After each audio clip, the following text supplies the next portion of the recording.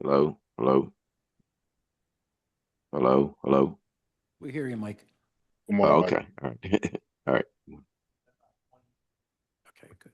We ready? Good morning, everyone. My name is Bill Bergman, and I will be chairing this meeting of the Philadelphia Zoning Board of Adjustment. With me is our Board Vice Chair, Tanetta Graham, Present, Mr. Chairman. our Board Secretary, Charlotte L. Gaston, Present, Mr. Chairman. Board Member Michael Johns, Present, Mr. Chairman. Board Member Taya Wynn. She's here. I see her. She should be here very shortly. And our Board Member Ryan McAdams. Present, Mr. Chairman. Also here is our Board Attorney, Hillary Emerson, our Zoning Board Director, Ian Haggerty, and our Board Administrator, Lakeisha Dandy. Recording of the hearing will be posted on the ZBA website. By participating, you consent to be recorded. This is an in-person meeting with remote capabilities. Whether remote or in person, if you're called to speak, you must state and spell your name and then wait to be sworn in. Once you've been sworn in, please state your name each time before beginning your testimony. Any person may enter their appearance to become an interested party. You can identify the case property address on your Zoom webinar. You can see a staff member, or you can call the ZBA appearance line by the close of business tomorrow. Call 267-270-5548. Leave a message that includes your email address and the address of the property of the appeal case. The following guidance for our remote attendees. When directed, you must raise your virtual hand in order to be recognized to speak. If you're called to testify, you'll be prompted to join as a panelist. Please accept the request and turn on your camera. Third, the webinar Q&A is for questions about the hearing. Do not comment on cases in the Q&A. And fourth, if you are participating by phone, press *9 to raise your hand and *6 to unmute. For our in-person attendees, please refrain from talking, eating, or drinking during the hearings. Verbal and physical aggression will not be tolerated. Restrooms are across from the elevators. A water fountain is just outside the room to the right. When speaking on the record, you must speak directly into the microphone in order to be heard by all attendees and the court reporter. In the event of an emergency, please follow the directions given over the public address system or by the staff. The main exit is through the double doors at the rear of the room. The nearest stairwell is to the left outside the doors. In case of an evacuation, the rally point is Love Park, directly across Arch Street. Please remain there so we can account for you.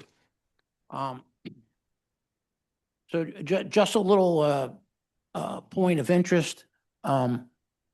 We have several cases today, and some of them are going to be cases that are just a little bit longer. What we're going to do is we're going to try to hold cases about 20 minutes or so, and then we're going to have resumptive hearings. We're going to do everything we can to move through as quick as we can. So let's start out by looking at our schedule, and let's first look at number 5.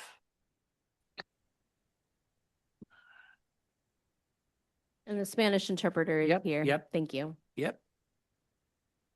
Number 5, Spanish interpreter first, please.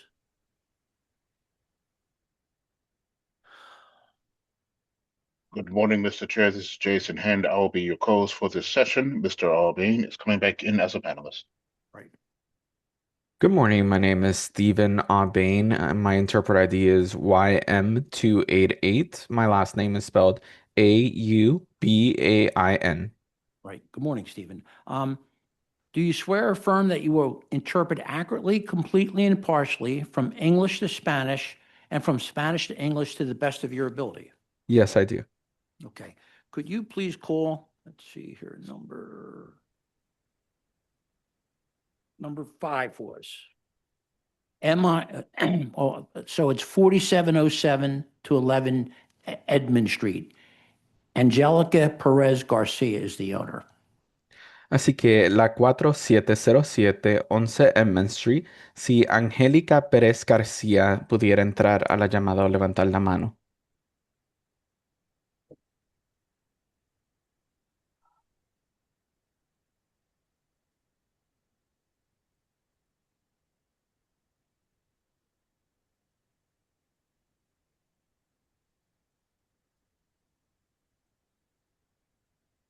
Do we see anyone? Mr. Chair, I do not see anyone answering to that name in the virtual audience this morning. Okay, call one more, interpreter, please call it one more time for us. Angélica Pérez García, por favor, si puede levantar la mano o entrar en la llamada, por favor.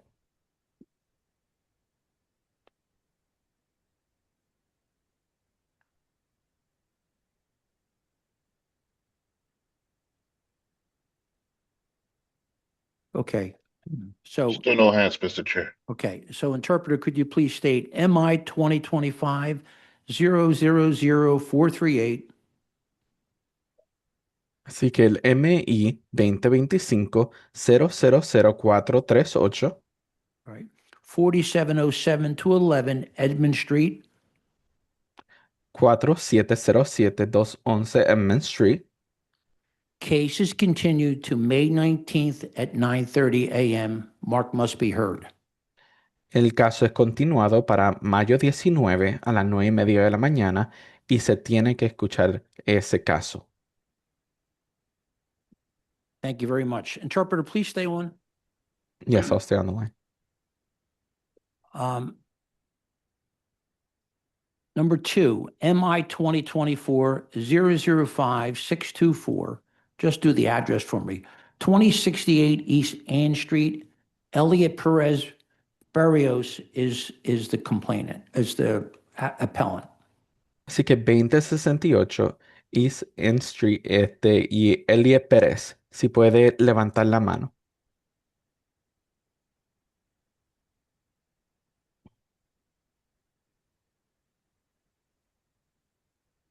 E.B. Reyes has their hand raised. I will go ahead and promote them.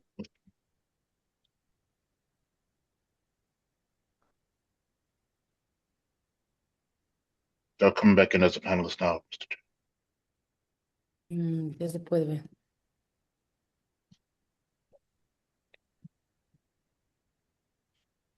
Good morning. Good morning. Could we have the name of the appellant, please? Así que si nos pueden proveer el nombre del apelante, por favor. Sí, habla con Elliot Pérez. So it's Elliot Pérez. All right, and could you please say to him, do you swear or affirm to tell the truth, ¿Usted jura y afirma decir la verdad, the whole Sí. truth, and nothing but the truth?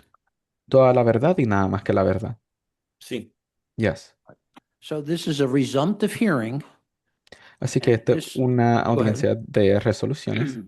And this is what we're going to do today. The applicant will present plans and supplemental documents. And then there'll be questions from the board and testimony from the public and a recommendation from planning. So would the applicant please start his presentation and show us updated plans and supplemental documents? Así que lo que nosotros vamos a hacer el día de hoy es que el aplicante va a presentar sus planos y va a presentar sus documentos suplementales y van a haber preguntas de la Junta, van a haber testimonios del público y otras recomendaciones del Departamento de Planeos. Si el aplicante, por favor, puede empezar su presentación y enseñarnos sus planos actualizados y documentos suplementales. Sí, pues mira, aquí te voy a enseñar el plano del primer piso. Hubo un error la primera vez, pero ya lo corregimos. So permítame, so I'm gonna show you the plans for the first floor. There was an error Sure. the first time, Yeah. and now it's corrected. Okay. Why don't you say what the error, why don't you tell us that? Y empieza con cuál fue el error. El error fue que donde está la cocina con el comedor, había una puerta ahí y ya se sacó, la puerta se eliminó. Y aquí estaba enseñando donde es el dining room, que era un living room y se arregló. Y también, Permítame. perdón, So the error was that there used to be a door where it was the kitchen connecting to the dining area, and that door was eliminated, and then the dining or the living room area was changed into the dining room. How about the second floor? Is there any changes there? Y el segundo piso, ¿ha habido un cambio ahí? no, todo igual, nada, no. No, everything's the same. And the basement, please? Y el sótano, por favor. Pues mira, el sótano lo que tengo ahí, nada, espacio para storage. So the basement is just space for storage. Okay, questions from the board? Preguntas de la Junta. Ujú.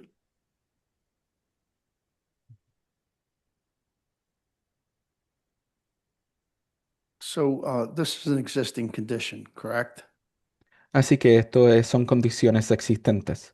Sí. Yes. Is there any more on any duplexes on the block? Y hay otros duplex en la cuadra. Sí, creo que en la esquina de la calle Antri y Frankfurt, sí los hay. Yes, I think in the corner of the street Antry and Amford there are. Thank you. Other Gracias. questions? So other than that one, based on what I see on Google Earth, it looks like there are no other duplexes on the block. Así que basado en lo que yo estoy viendo en Google Earth, no veo que hayan otros duplexes en la cuadra, además de los que mencionó. Ah, pues está bien, pero yo solamente mencioné la esquina, pero como te digo, no sé. Pero estamos So bien. I just mentioned the corner one, but other than that, that's fine. Okay. Could he tell us what happened at the RCO meeting? ¿Qué fue lo que sucedió en la reunión del RCO? ¿Cuál es el DLC? De la comunidad, O de la ¿verdad? comunidad. Pues, fíjate, pues la gente fueron y participaron y votaron al favor mío. Gracias a Dios. So the people came and participated and voted in my favor, thank God. And there is also a letter from Council Member Squilla. Y también hay una carta de uno de los miembros de la Junta de Escuela. Sí. Yes. Other questions from the board? ¿Hay otras preguntas de la Junta? No, que yo sepa. Questions or comments from our attorney, Hillary Emerson? Y Not at this preguntas o, time, Miss- com- Oh, I'm sorry, go ahead. y preguntas o comentarios de la abogada del gobierno que es Hillary Emerson. Not at this time, Mr. Chair. Questions or comments from the virtual audience or the present audience? Preguntas o comentarios de la audiencia virtual o la audiencia presente. I do not see any hands, Mr. Chair. Planning Commission? Comité de planeo. Madison Matera, Madison Matera, Planning Commission staff. Do you swear or affirm to tell the truth, the whole truth, nothing but the truth? Yes. Please proceed. The comprehensive plan recommends no change to the RSA 5 residential single-family zoning at this location. Así que el plan comprensivo recomienda que no haya cambio al RSA 5 de residencial unifamiliar para la zona en esta ubicación. The city rezoned this neighborhood in 2017 in a community-supported map change. Y la ciudad rezonificó esta urbanización en 2017 con un cambio de mapa apoyado por la comunidad. This property looks to have been used as a two-family dwelling since at least 2014. Y esta propiedad se ve que se ha estado utilizando como un lugar o hospedaje de dos familias desde por lo menos el 2014. The City Planning Commission recommends that the zoning board grant the proposed variance for legal, the zoning board grant the proposed request to legalize a second dwelling unit. Así que el comité de planeo de la ciudad recomienda que la Junta de Zonificación le dé las variancias propuestas y legalizar la segunda unidad de vivienda. MI 2024-005-624, 2068 East Ann Street. I vote yes. Así que Can MI, we include the proviso for a CO and no Yeah, basement living? we can. I think they all get them, but yeah. So Okay. proviso, certificate of occupancy to be obtained. así que, and I'm sorry, can you please repeat that last statement?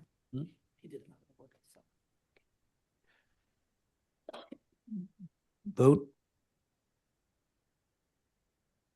Is the interpreter requesting clarification? Yes, please. I couldn't hear the last statement. Oh, I'm sorry. So I'll start from the beginning. MI 2024-005-624, Así que MI 2024-005624, 2068 East Ann Street. 2068 East Ann Street. I vote yes with proviso, certificate of occupancy to be obtained. Y voto que sí con el proviso de certificado de ocupancia que tenga que obtener. Michael Johns, my vote is yes with proviso. Michael Jones, sí con provisos. Cheryl Gaston, my vote is yes with proviso. Cheryl Gaston, voto sí con provisos. Tanetta Graham, my vote is yes with proviso. Tanetta Graham, voto sí con provisos. Brian McAdams, my vote is yes with proviso. Brian McAdams, voto sí con las condiciones. Thank you, sir. You have your votes, and interpreter, thank you again. Así que gracias, señor, ya tiene sus votos. Gracias. Right, Do you- thank you. Do you require further No, interpretation? we're done. That was that we had two, and you handled both for us. Thank you. All right, thank you for using the service interpreter Sure. disconnecting. Sure. So number 3, MI 2024-006-693, 7200 Summers Road. Joseph Consul is the attorney. This is a resumptive hearing. They will be coming back in as a panelist shortly, Mr. Chair. Good morning. Morning, Mr. Consul. Could you please state your name and spell for the stenographer? Yes, it's Joseph Consul. It's J-O-S. Joe, you're a little low. Last name Consul, C-O-N-S-O-L-E. Right. Do you swear or affirm to tell the truth, the whole truth, and nothing but the truth? I do. So this is a resumptive hearing. You're going to present amended refusal and any supplemental information. There'll be questions from the board, from the public, and also the planning commission. Okay. Why don't you start? All right. Let me share. And why don't you give us a little idea where you were with this and where we stand? Yeah. Okay. All right. So Joe Consul here for True Family Partnership, LLC. Mr. High True is on the call with me today to the extent he needs to adopt my testimony and testify. So we were here in October. We presented plans at that time that included parking spaces and a reduction in the number of units compared to what we had originally filed. So while we had support for reducing the number of units from 3 to 2 and support for the parking on this lot, we needed to get streets approval and we needed to submit our proviso plans and get an amended refusal. So we produced what we needed to, went back and forth with the streets department, and I'll scan through their letter in a second, just to make sure that all the T's were dotted and I's were crossed. And so we're back with the 2-unit plan with the parking. So this is an amended refusal.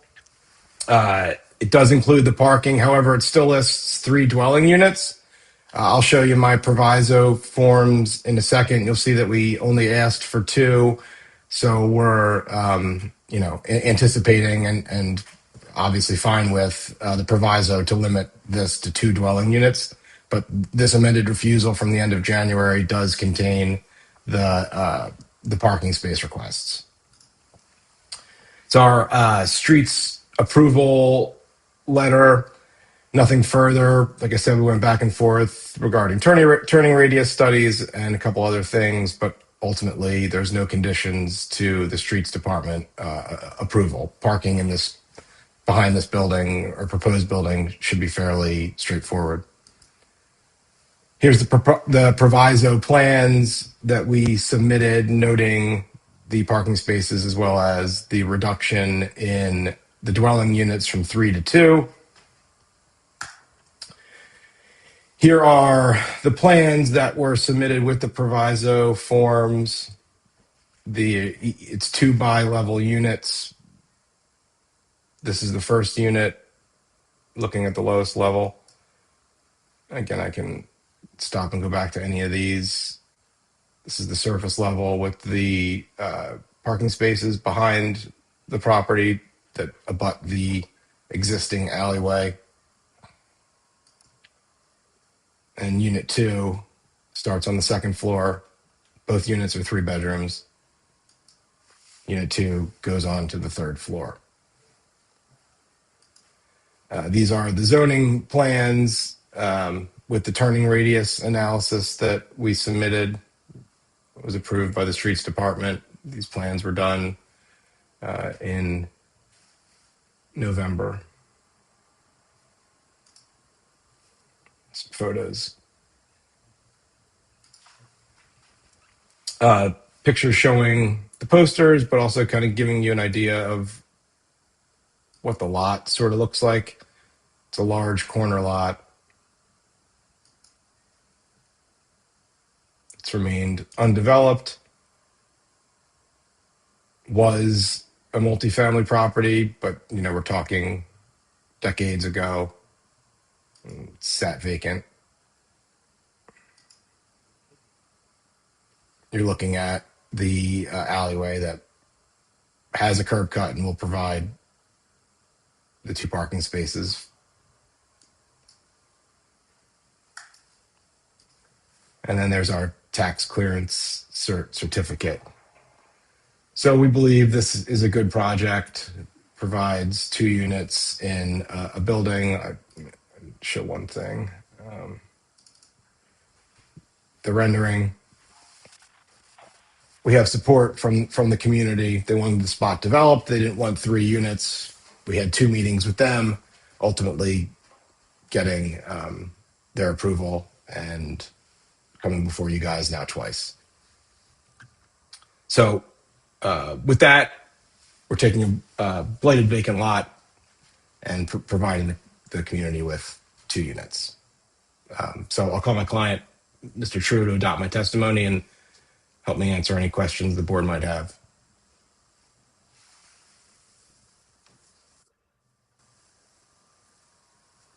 What's your client's name? H-A-I, last name T-R-I-E-U. They've been promoted to panelists. I'm back in short.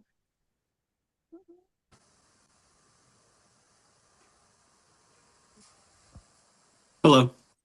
Hi, could you please state your name and spell for the stenographer? Hi, True, H-A-I, last name T-R-I-E-U. Right. Do you swear or affirm to tell the truth, the whole truth, nothing but the truth? I do. Proceed, counsel.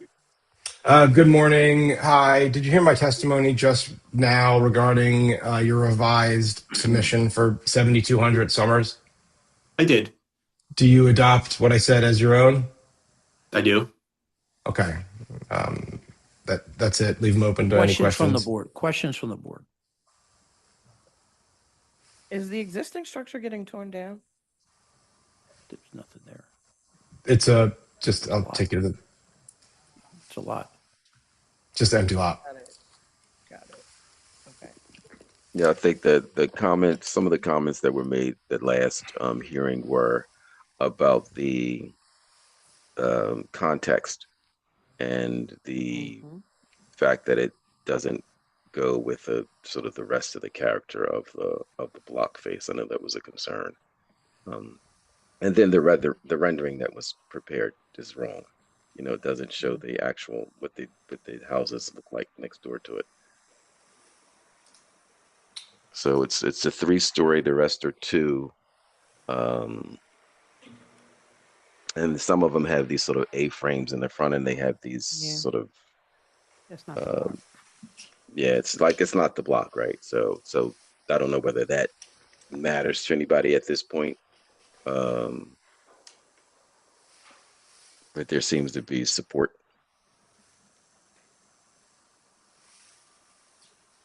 That was part of where my comment came from, because the house next to it has the A-frame. Right. At least the A-frame, pent roof in the front. So I think we had. Yeah, go ahead. Oh, no, I was just going to ask if there's any particular hardship for not maintaining the single-family zoning. The hardship as we see it is the fact that it had existed as a multifamily, but also it's just a large lot. I'll get you the dimensions as well. It's a 2,553 square foot lot. Is the intent to keep the tree in the front yard? Hi, could you speak to that? Well, we do intend to keep the tree in the front yard. That was already discussed, I think, at the last hearing as well. And can you show the basement plan again? Please.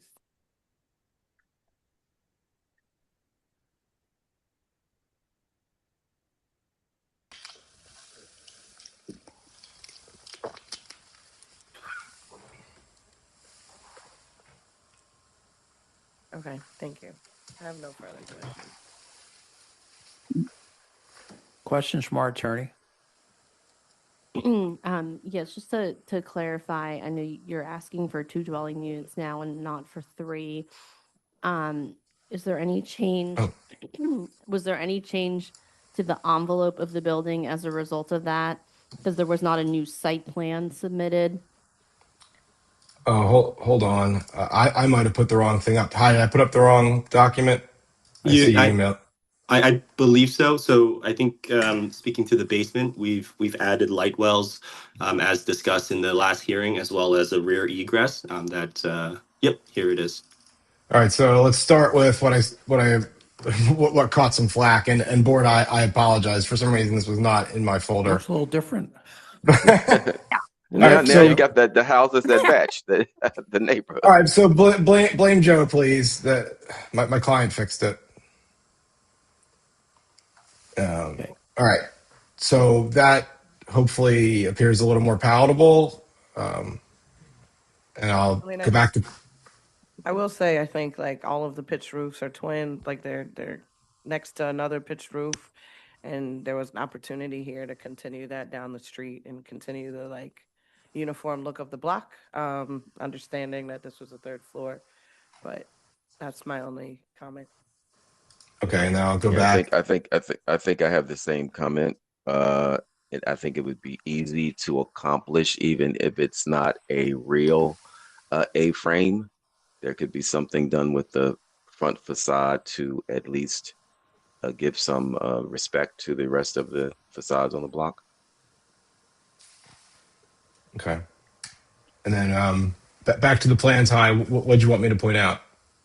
So we added the rear egress at the top right there. You can see there's stairs and doors leading out to the surface level, as well as more light wells in the bedroom living areas. With the addition of the basement walkout, can you still walk out from the rear of the 1st floor as well? That's correct. Okay. I'm on the 1st floor. 2 exits to that carport. Okay.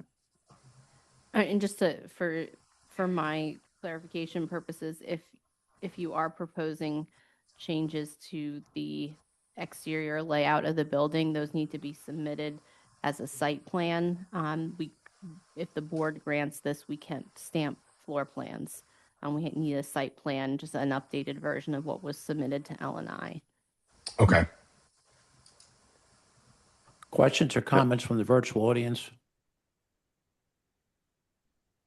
Chair, I do not see any hands raised. Planning Commission. Madison Matera, Planning Commission staff. The comprehensive plan recommends no change from the current RSA 5 residential single-family zoning at this location. The appellant has supported their hardship claim with evidence of unique physical conditions or circumstances of the property. The Planning Commission recommends that the board grant the requested variance for multifamily with proviso maximum 2 units. Right. Hillary, I want to hold this to next Wednesday and take it to executive session and vote on it at 9:30. Okay? No problem. And Mr. Consul, in the meantime, can you please submit a revised site plan and proviso form indicating the changes from the original proposal? Yes. Thank you. Okay, Also, thank just one thing on the site plan. I thought on the basement plan, I believe I saw something that said carport. Now, is that a covered carport, or it says carport as opposed to just parking stalls? Or what do you know what I mean? It says carport. Hi. So are you proposing a roofed area? No, we're not proposing a roof area. It's going to be just a parking space for residents. Okay. All right. Okay. Thank you. Thanks. Thank you, Mr. Consul. Okay, we're going to move on to number 6 and number 7. MI 2025-002-577, 59 East Clapier Street. And number 7, MI 2025-003-898, 61 East Clapier Street. These are both resumptive hearings. Mr. Counsel, could you please state your name and spell for court stenographer? Certainly. Good morning, Chair. Sean Whalen, Whalen, here on behalf of the owners of the property. Right. Do you swear or affirm to tell the truth, the whole truth, and nothing but the truth? Yes, I do. And I understand. I want updates from you on where we stand, then there'll be questions from the board, public testimony, and then the planning commission, okay? Yes. So why don't you just give us a brief overview of where you were and then start your presentation? Yes. So very briefly, I filed this appeal back in April, began, as I told the board, May through roughly early October, trying to schedule an RCO meeting with the coordinating RCO, the Wakefield 49ers, that's Miss Roz McKelvey. She did eventually schedule one for like the first, second week of November. And then when I called to confirm the date with her and the information for the RCO notice letter, roughly a week and a half, 2 weeks before that, she advised me that unfortunately she had to have some serious medical procedure and had to cancel that meeting. So we were not able to have, after all that time, have the meeting eventually. So at the suggestion and support of the councilwoman's office, Charles Richardson, we had a hear and hold on December 16th before the board. So I presented the case, and we are seeking only 2 duplexes here. The entire neighborhood was originally set up in the 60s and 70s as duplexes. This is a very dilapidated block. 61 East Clapier is structurally set up as a duplex. It was most recently, as I stated before, used as an illegal rooming house. There were kitchenettes put in all the different rooms. All of that's going to get cleared out. We're just trying to legalize that as a duplex. 59 East Clapier, we believe, but cannot testify to, is a duplex. I have interior photos. It's so dilapidated and deteriorated inside. You can't even really get upstairs. So there are just a few photos from the downstairs showing what bad shape that's in. So what we then did is immediately after the hearing, I reached out to both the 12th Ward Democratic Committee, which is the other RCO in this region, as well as the Wakefield 49ers to try to set up another meeting. I forwarded that email to the board. I received no response from either RCO to try to set up a meeting in advance of this hearing. Then Sean Smalley from the councilwoman's office separately and independently reached out to both RCOs in an attempt to try to schedule an RCO meeting. My understanding is that, because I was CC'd on the email and provided a copy of the email, that neither RCO responded to that email either. I posted the property for the December 12th, in advance of the December 12th hearing. And I also sent out an RCO notice letter with a certificate of mailing for both properties in advance of that. I also reposted the property for this matter. And to my understanding, I have not received any communications from anyone in the neighborhood, honestly supportive or in opposition. And to my understanding, based on either the letter that went out or the 2 postings, neither has the councilwoman's office. So at this time, I would respectfully request to move forward to a vote without doing it again. We have 2 existing structures. The hardship is already in place, and we're only seeking the least minimum variance, which is a duplex in each one. Both will have roughly 2 1,500 square foot apartments. So these are going to be very large, family-oriented apartments.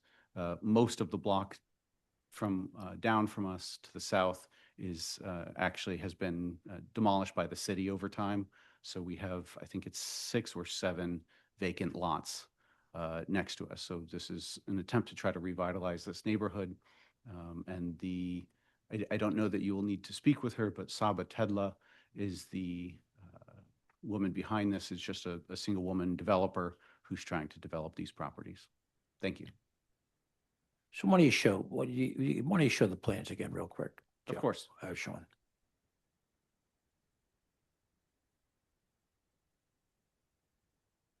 Sorry, joining as a Do you panel. have anything, or people in the basement, sleeping in the basement there? There are going to be no, Okay. no basement bedrooms. We're happy to accept Okay, all right.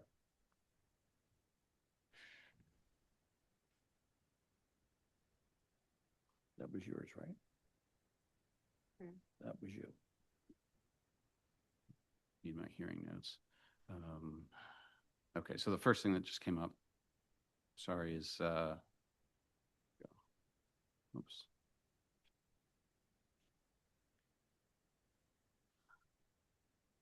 All right, hopefully you can see this.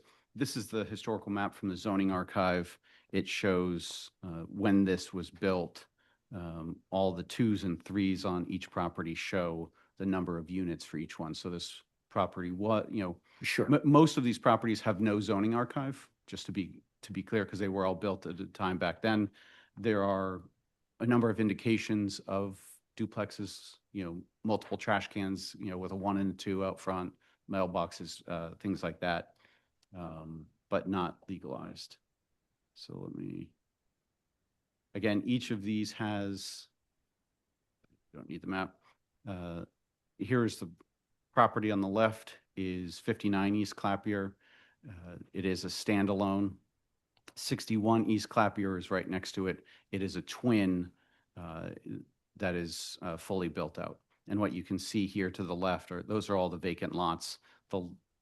This side of the block that you can see on my side of the screen is essentially the same. Again, most of these having been demoed by the city because of dilapidating conditions. Everything is RSA 3. Again, for both, I include both refusals. Both refusals are solely one use refusal for multifamily housing to a duplex instead of single family.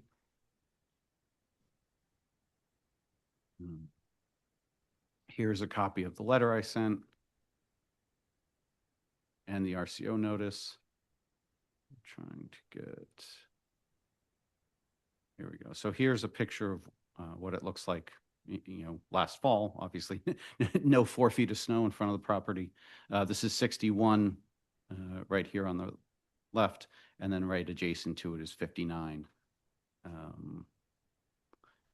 Here are the interior photos for, let me see if I can just get this out of the way. There we go.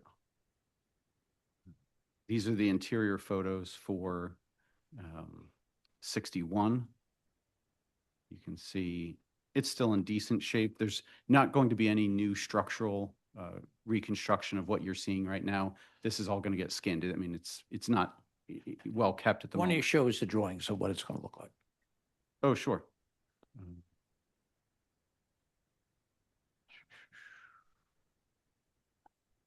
Plans.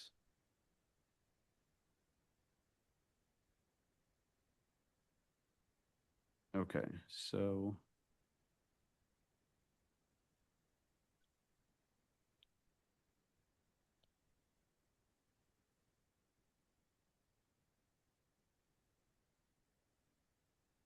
didn't zoom in. So this is 61 Clapier.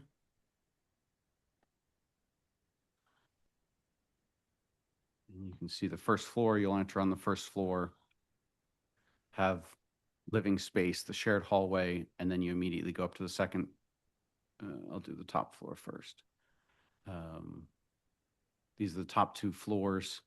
Again, you have, you come up these stairs, you have this hallway, you have a bedroom in the back, 2 bedrooms in the back, bathroom in the middle, bathroom for this master bedroom in the front. And then actually the kitchen is going to go on the top floor with the living room and laundry up there. And there will be what's already approved, a existing walkout. I believe this is technically a balcony, even though it's labeled as a roof deck. You walk out this existing 3rd floor onto, this is the roof of the 2nd floor that's already existing. And then first floor, you walk in immediately into the living room. You have the kitchen, the hallway, and the bath. That again is all existing. And then in the basement, you would have some extra living space purposely. And again, we are accepting of a no bedrooms in the basement.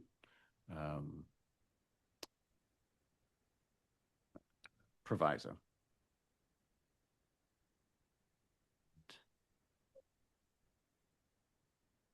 Thought I had 59 open as well. I have not.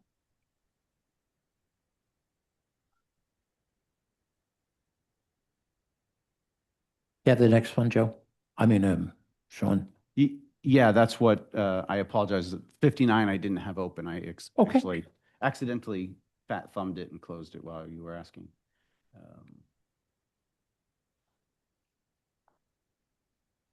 There we go.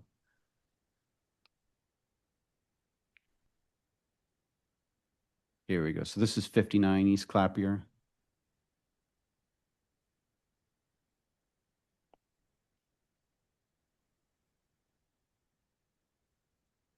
So you come in here. This is the entrance. This is the existing porch, living room, dining room. Oop, I apologize for that. Kitchen. And then upstairs, you're going to have actually 1, 2, 3, 4 bedrooms. So this is very large. And then this is the existing basement. And those are the existing conditions. And then what we have now is, again, the first floor, come in, you have this shared hall, exactly built out like the other one. Go in, you have a living room, dining room here, the existing kitchen, and then there's 1 bedroom in the back. And then you have the 3 bedrooms up at the top. And then in the basement, and here, sorry, the 3rd floor. So the 3rd floor, again, will have the dining room, living room, and kitchen, and the walkout deck in the rear. Why don't you bring your client on? Certainly. Saba Tedla should be on. Can you go back to the basement of 56, what is it, 59? Yeah, This is 59. Yeah.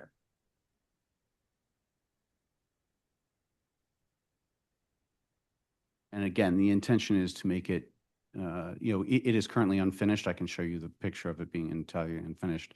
And we are accepting of a no bedrooms in the basement proviso.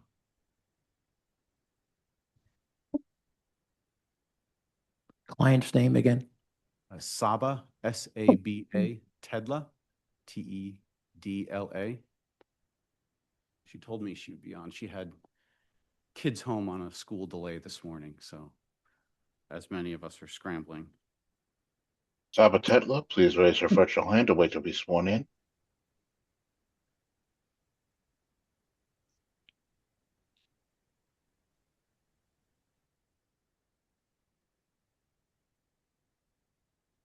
I know she was on earlier. Saba Tetla, She says she's on the call. Mr. Whalen, she's the owner for both of the LLCs that own both Yes, she is. properties. She's the sole member of both. Sorry. Thank you. All right, raise.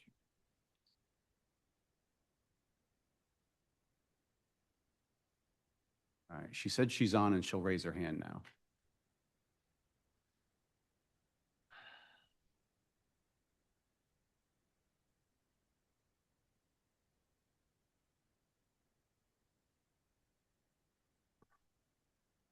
Do we see her hand? not yet, Mr. Chair.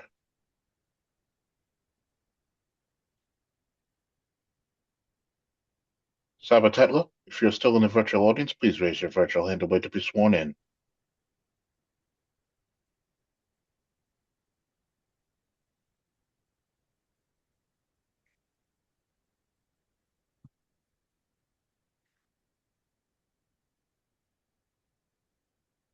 Sean, as an officer of the court, we'll take your testimony. Okay. Questions from the Apologize for board? that. Less a question, more a comment. I mean, I said it before. I think there's no way we can skin it. The basement has 2 bedrooms and a bathroom, a full bathroom. That's how it's gonna get appraised. That's how it's gonna, we could say whatever we want, and that is what those 2 rooms are gonna end up being used as. So I don't really understand why your client would be open to a no bedrooms in the basement proviso, because it would say no basement living and would render the entire bottom floor like infeasible from a real estate perspective, but she's not here, so to comment. I understand the comment. I agree. I mean, if it looks like a duck and quacks like a duck, it's a duck, right? You know, you've got egress windows, you've got a full bath, you've got full closets in both. And to think that there would only be 1 bedroom on the first floor with this huge amount of space dedicated on the basement with just office and gym and all those things. It's seems somewhat specious. Other questions?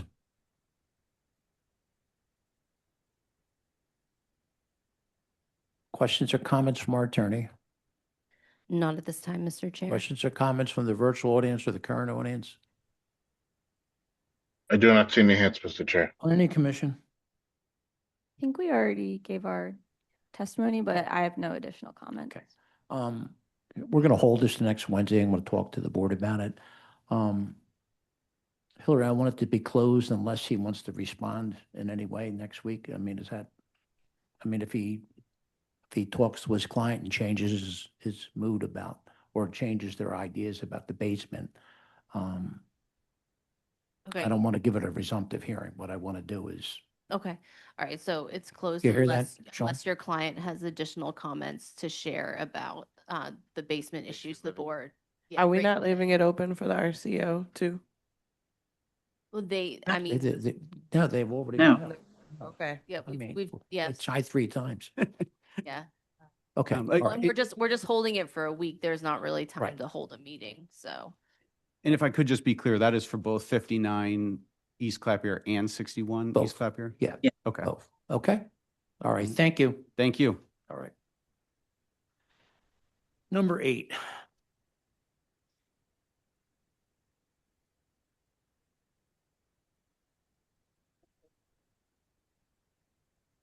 Number 8, MI 2025-004-514, 3922 Mellon Street. Henry Clinton is the attorney.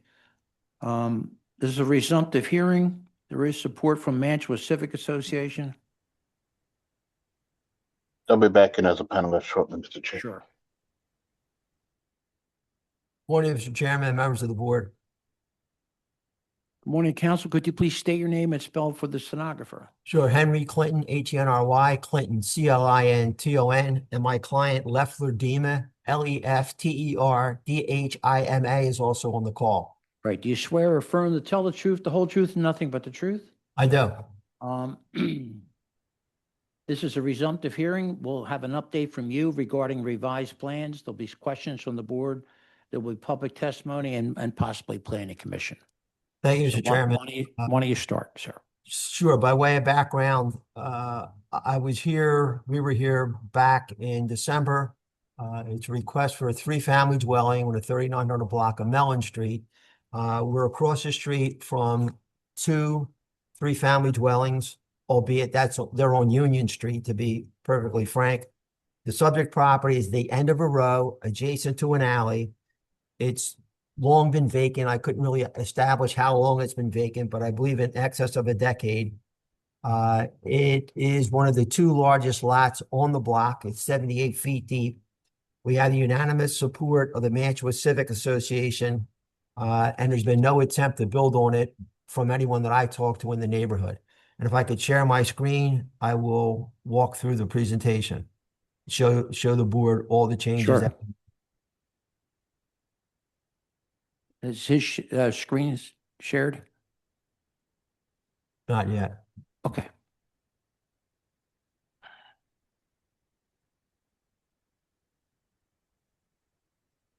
There we go. Let's see. Is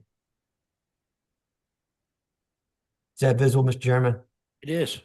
All right, so I'm not going to go through all the table of contents because, We have it all. right. The key issue here is we've eliminated one of the two refusals. We had an overuse of the dimensional aspect of the property. We had 83%, 84% rather, and we reduced that occupied area to 75%. So the sole issue before the board today is the use, a triplex in a single-family zone residency. There's a letter of unanimous support of Mantua Civic. Photographs, which I showed before, it's a vacant lot off the corner of Union Street. The two properties here are three-family. This is an adjacent two-story property, and one of the concerns was the elevations didn't match, and I think if you see all the changes that we made, hopefully the board will be somewhat satisfied. This is looking eastbound, vacant lot. This is the two-story adjacent. This is another three-story on the block, at the end of the block, 3902, with a mansard roof, which we are mimicking in some way. So here are all the 7 changes we made. So we've eliminated the dimensional variance, as I said, reducing it from 84 to 75. So we increased the rear yard from 9 feet to 18 feet. We've added spiral stairs in the rear yard for an egress well. That larger yard permits us to do that for the basement egress. We've eliminated the balconies on the second and third floor of the front and the rear, because really they don't match the block, as one member of the board said back in December. We matched the window sizes and location of the adjacent property on the first and second floor elevations. We also carried the cornice line of the adjacent property onto the subject property at the second floor level, and it's going to be wood to match next door. We added the mansard roof at the third floor level rather than going straight up, and we installed trash closets in units 2 and 3. So here is the new elevation. Again, the windows match up, the cornice line matches up, the mansard roof. And here's a side view of the mansard roof. I'll blow that up a little bit so you can see it's on a 45, so it's set back a little bit, taking away that canyon look that you often get when you get 3 stories straight up on a small street. We've eliminated the balconies on the front as well as on the rear. And then over toward the left side, and I'll blow this up, is the egress well in the rear yard. We're able to enlarge the egress well. Actually, not really enlarge it, just install spiral steps to get out of the basement in the event of a problem. We also have an egress well in the front of the house.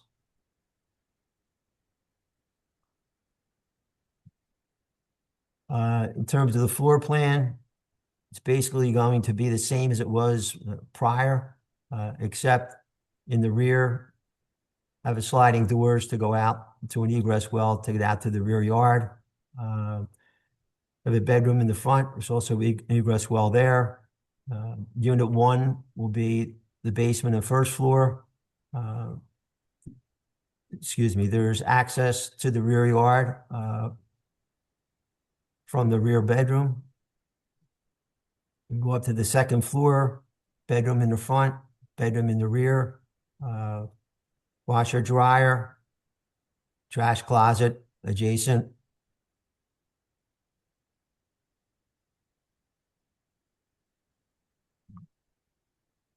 Going up to the third floor, really didn't change. Let me go down one page. Really didn't change anything from the last time except the elimination of the balconies. We still have 2 bedrooms and 2 baths on the third floor with a rooftop deck that is only accessible by the unit on the third floor. That's it, Mr. Chairman. Basically, tried to take all the comments from the board into consideration, and I really think the issue obviously is use. It's a single-family zone. We're looking for 3 families because the lot's large. It's at the end of a row, not the end of the street, but the end of the row, because there's an alley between the west side of the property and the homes that the rear yards are on Union Street. And there is another mansard roof on the block. So I'll entertain. Would you have your client come on and adopt your testimony? Mr. Leffler Dima, can you unmute yourself?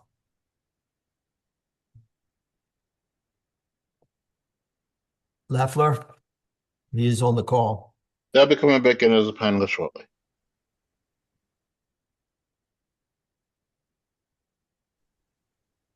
Good morning. Good morning. Could you please state your name and spell for the stenographer? My name is Lefter, Lefter, and last name is Dhima, Dhima. You swear or affirm to tell the truth, the whole truth, nothing but the truth? I swear. Please proceed. Mr. Demon, were you on the call when I presented your revised project? Yes. And if you had the opportunity to testify, would you adopt my testimony as your own and it's true and correct? Yes. Thank you, sir. Questions from the board? Yes, well, one, I just want to say that I think classifying this as a large lot when it's 1,100 square feet and 1,400 is the minimum in Philadelphia is a little bit of a stretch. And I do want to understand the hardship for 3 units. I also think this is a lot of construction for all of the bedrooms to be 7 feet wide, like they're under 8 feet wide, which isn't even like a decent sized bedroom. And I think at this point that this is just, it's dense to try to squeeze in a lot of units on a block that's mostly 2-story and mostly 1 family. Miss, when I hear you, I was not trying to misrepresent anything. I'm just saying it's a large lot in comparison to the rest of the block. And I said it's 1 of 2. Here's our lot and here's the adjacent lot. And, you know, it is quite larger than or deeper than the other lots on the block. So no misdirection meant at all. Okay, But- understood. And your comments basically reflect what my notes were from December. You made similar comments and also commented about the elevation. We did address the elevation, but You did. I think all of the things that you guys addressed were positive. I think it still stands that there's still these things that aren't quite working. And I think I think a duplex would make more sense here. I think, understanding that it's deeper than the other lots on the block, they are not typically, those are undersized lots even for that neighborhood. So I do think that, looking at that property, I think a duplex would make more sense. I understand. Any other questions I hear from what the you're board? saying. Any other questions? Questions from our attorney? Not at this time, Mr. Chair. Questions or comments from the audience or the virtual audience? I do not see any hands raised, Mr. Chair. Planning Commission, did you already take a position? Yes, I don't think we have any additional comments. Okay. Henry, we're going to vote on this next week, Wednesday morning at 9:30 a.m. Okay. All right, thank you very Thank much. you very and much. Thanks for letting us come back to the board. That's really Sure. appreciated. Appreciate it. So number 4.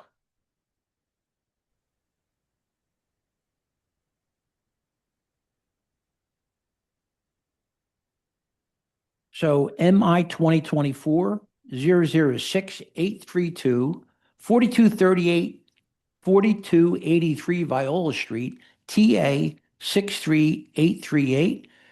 Meredith Ferliger is the attorney. There's a letter of opposition from the RCO, the letter of opposition from Councilmember Gauthier. Meredith Ferliger, and also Steve Masters is the attorney for the protestants. Good morning. Good morning, counsel. Could you please state your name and spell for the stenographer? Sure. Meredith Ferliger, Ferleger. Great. Do you swear or affirm to tell the truth, the whole truth, and nothing but the truth? Yes, I do. Mr. Masters, could you please state your name and spell for the stenographer?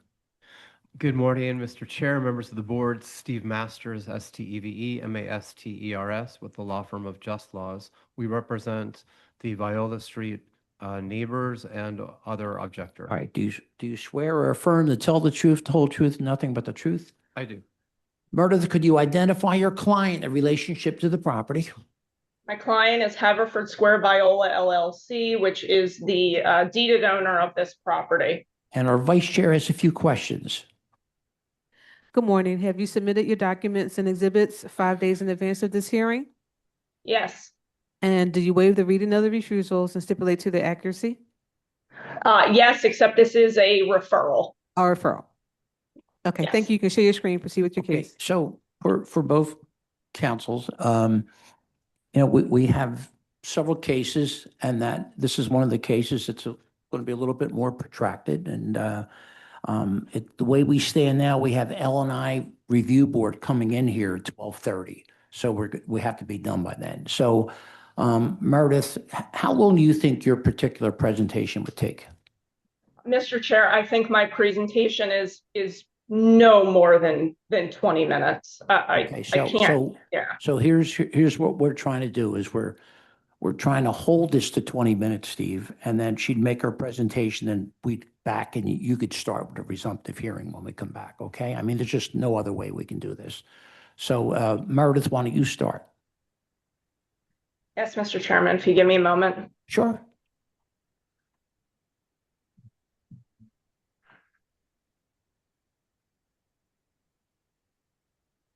Just to make sure, can you all hear me okay? I have a new microphone. I just want to make sure that it's working. I can hear you. We can hear you. Okay, great. Thank you. All right. Mr. Chairman, members of the board, the request before you today concerns 4283 Viola Street. You have an exhibit packet in front of you up on the screen that contains 19 exhibits, which as always, we do request be moved into evidence at the conclusion of the presentation. I do also have a representative from Haverford Square Viola, Mr. German Yakubov, who will come on at the end of my presentation. To summarize the basis for today's request, and I'll bring up the referral, this application requests a special exception for a group living use in the RSA5 zoning district. Much of the background information I will provide today may seem familiar to this board in light of a prior case that you heard, so I will try and move through it quickly, but I do need to repeat everything for the purpose of preserving our record in this particular case. The deed is included at Exhibit 3 and is up on the screen, and we did also include tax clearance as well at Exhibit 2. The aerials of this property at Exhibit 7 show that the property is a vacant lot on Viola Street, just east of Belmont Avenue. And you can see here in this photograph, the context, this is the fire station that fronts on Belmont Avenue. From the rear of the property, you'll see that this property directly adjoins structures which front on Parkside Avenue. And then by way of a more complete context, in the next aerial up on the screen, you will see an outline of the applicant's recently approved development on Parkside Avenue, which received a building permit in the spring and is currently under construction for 48 units. And we show you this just in terms of the context because it is highly relevant in terms of management of the property. At the zoning map at Exhibit 5, you'll note that the property is zoned RSA 5. Current street view photographs of the property are shown at Exhibit 8. And again, you'll see here the vacant lot, with portions of this lot having been vacant for many decades. The next photograph here shows the property in relation to Belmont Avenue, which is just to the west. And then looking in the other direction, this photograph looks east on Viola Street. This is a view from across the street from the property, again on Viola Street. Then just looking here, this is a view of the intersection with Belmont Avenue just at the end of the block, where you'll see the context right across from this intersection is the Discovery Charter School over in the image here at the right-hand side. And then as I mentioned to you previously, just essentially fronting on Belmont Avenue, immediately next to the property is the Philadelphia Fire Station. And then as I mentioned earlier, by way of context, this property is contiguous to my client's other development on Parkside Avenue, which in this photograph, you can see this is slightly out of date prior to the start of construction, but this looks right through to Viola. And then we did also include updated posting, which was posted timely on February 4th, 2026. As shown on the consolidation plan at Exhibit 9, the lot itself is 3,920 square feet. Why it's not letting me scroll. There we go. The proposal for 4283 Viola Street is shown on the zoning plan at Exhibit 10. And I will zoom in on this. The proposal includes one new 4-story structure to be used for group living for a maximum of 50 occupants, which we'll discuss in more detail momentarily. The building itself is proposed to be a detached structure, leaving a 5-foot wide buffer to the east and approximately an 8.5-foot wide buffer to the west. And you can see 5 feet here and about a little over 8.5 feet here. A 4-foot curb cut is proposed on Viola Street to facilitate the efficient removal of trash. Commercial trash pickup will be required. The building itself is only proposed to occupy 63% of the lot, which is less than the code required 75%. No basement is proposed for this building. I'm going to skip the floor plans for just a moment and just skip to a rendering at Exhibit 12. The floor plans, which I will return to momentarily, are at Exhibit 11. Starting first from just a general perspective, this plan shows that the trash enclosures are proposed to sit behind an enclosed fence to shield the area from public view. The first floor will also have a common mailroom and a lobby. Electrical panels would be installed in the rear. Before I go into more details on the floor plan, I'm going to first introduce the special exception standard so that we can very carefully and granularly establish that the proposed use qualifies for a special exception. As the board is aware, a special exception is not truly asking for an exception to the code. It is proposing a use that is already permitted by the zoning code. Our burden, as established by Section 14303 7E.1-.3, is to first establish that the proposed use meets the definition of a use allowed by special exception, that all dimensional standards are satisfied, and that the application complies with all criteria and conditions applicable to the proposed use. First, it is without dispute that the application meets all dimensional standards of the code, as no refusals were issued for any aspect of the proposed structure or lot development. There are also no use-specific standards for group living in the Philadelphia Code for which the applicant must comply. Second, the applicant must establish that the use meets the definition of a use permitted by special exception. Here, group living, which indisputably is permitted by special exception at Table 14601-1 of the zoning code, as I have up on the screen, highlighted in yellow and shown to the board. You can see group living highlighted, RSA 5, and the S, which indicates it's a use permitted by special exception. By way of some further detail, bring this back up. All right.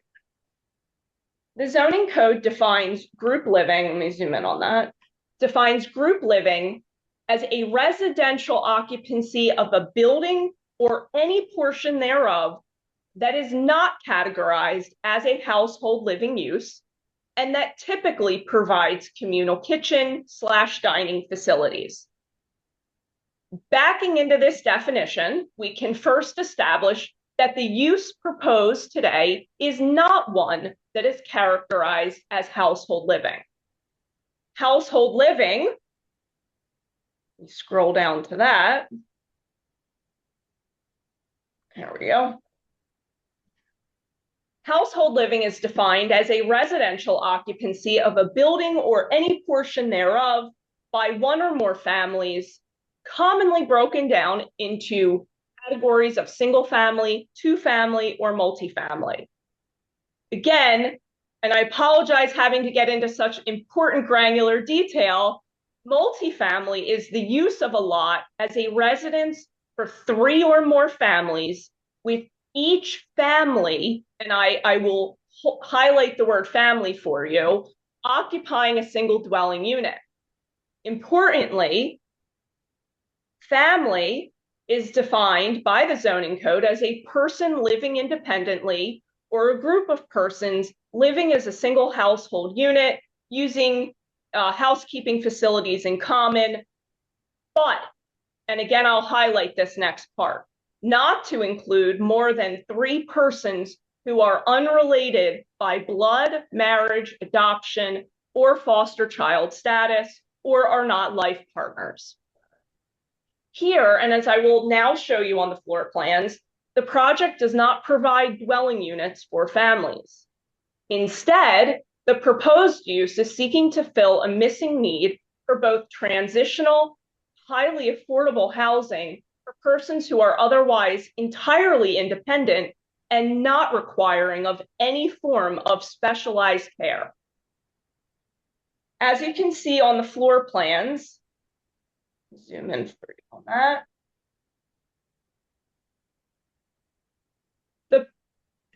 The design here includes separate living pods. On the first floor, there are 2 pods containing 4 beds each. The third pod on the first floor is combined with 2 kitchens. Sorry, I'm 6 just going to bed- object to saying that there are beds that are provided. The applicant, in a meeting with the community, made it abundantly clear that he was not providing any beds, that any beds that would be there would be brought by the occupants. Meredith, do you want to respond? Yes, Mr. Chairman. Applicants come in front of this board routinely with floor plans for multifamily proposals, for any form of a proposal where this board has come to expect that the layout of those facilities is going to be provided with the location of bedrooms. Okay, so it's entirely Steve, irrelevant whether. Hold on. I hear your point, but I'm going to allow it for now, okay? Yeah, we agree that there will be bedrooms, All right, okay. but not I think beds. okay. She's shown where the beds are going to be. Thank you. The third pod on the first floor is combined with 2 kitchens, 6 bedrooms, 2 bathrooms, and shared living space with direct access outside. And as you can see, there is the door. The layout of the second through 4th floor is similar, except that those levels are designed with 1 large open pod, each with 12 beds per pod, 4 kitchens, 4 bathrooms, shared living spaces. The total number of occupants may not Just on the exceed record, I 50. will object to the notation of beds. Sure, okay. And Mr. Chairman, I would like Mr. Masters to allow me to get through my presentation here. So I think he's making a point. I didn't agree with him, so why don't you continue? Thank you. The total number of occupants may not exceed 50 per hour application. The living spaces will have privacy barriers in between the location of the beds. The pods will not be rented on a per pod basis. They will be rented with flexible leasing terms per individual for lease terms up to a year, but with lesser lease terms available as well, but no less than 30 days.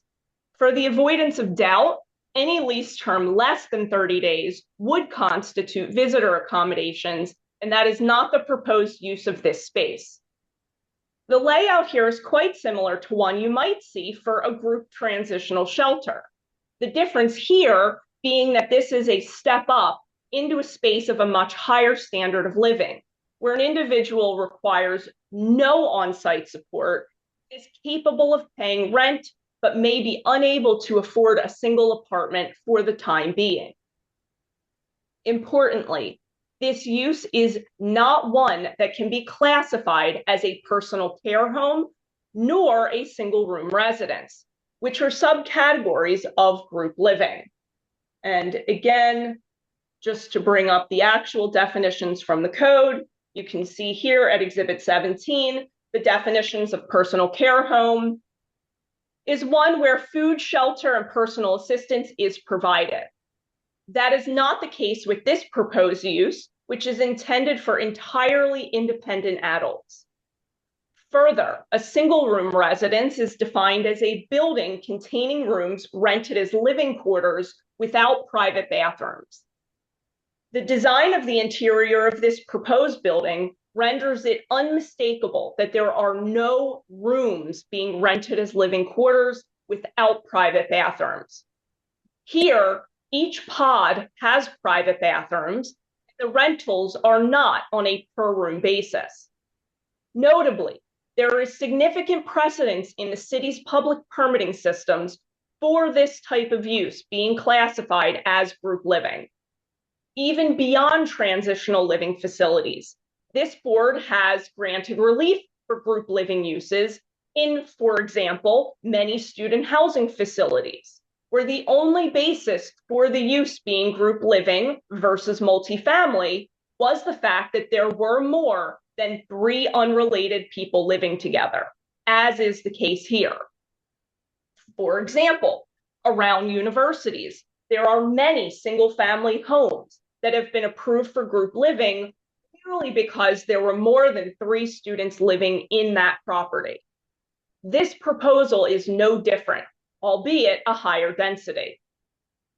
During the RCO meeting, many members of the community expressed concern that this was intended to be a drug rehab center or other similar type of medical facility.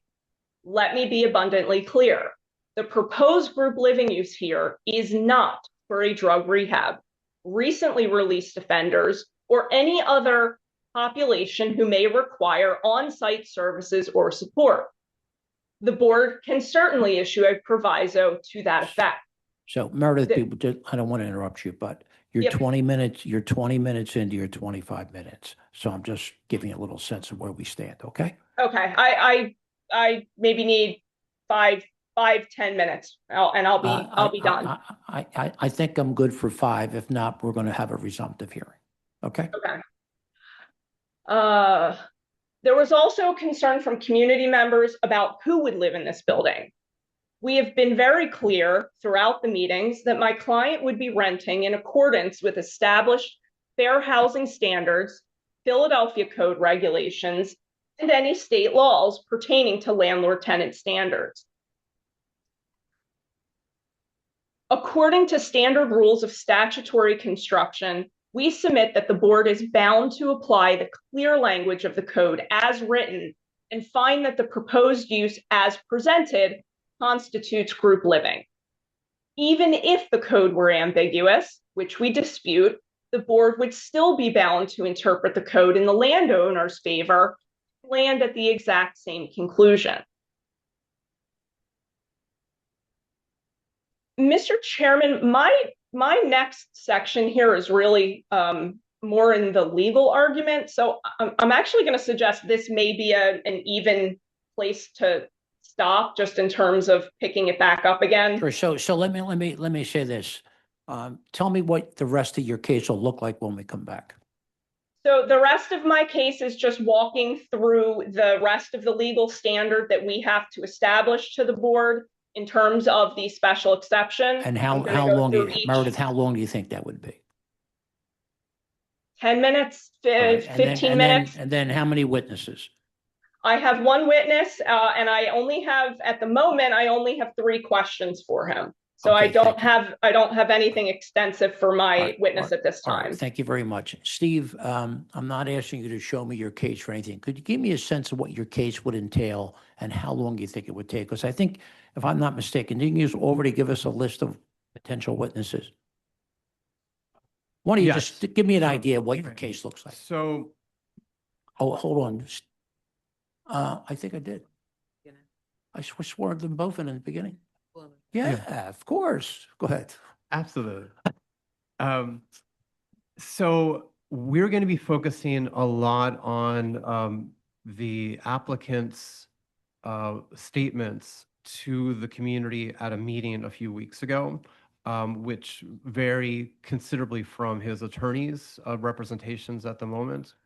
We're going to also have some of our community people are going to be focusing specifically on why this particular use is going to be much more damaging and hurtful to the community. The question here really isn't whether this is group living. The question is whether the special exception should be granted, and that only is granted if both the applicant and the community meet different burdens. So we're going to be looking at the burdens that the applicant has to have a burden to show that what he's proposing is not damaging and dangerous. He has to have that burden first, and then it shifts to us to say that it would be more burdensome. So we're going to be having a lot of testimony about that. We're also going to be looking at how the code actually defines transitional housing, how the state laws define it, and how the courts have defined it. And that's important because what they're telling you here. Well, you don't have to Yeah. tell me now. I Sure. mean, you're going to have a chance to explain all that to me. Yeah. Just give me a sense of how long you think you need. And if we're going to have to repeat another date, We had very many hearings in the first go round, and that was not a popular thing for our side to have to keep coming back. I understand. So we would really appreciate if we could have a big chunk that we could just get it all over with. I think that we'd be talking about 45 minutes to an hour. Okay, all right. So for both of you, we're going to continue this for a resumptive hearing to April 17th at 9:30 a.m. And I want to thank everybody for coming down here. I see your signs and things of that nature. But for both of you, Meredith will be back here April 17th at 9:30 a.m. And thank you. Thank you both. Thank you. Thank you. Thank you, Mr. Chair, members of the board. Mr. Nachumson, please.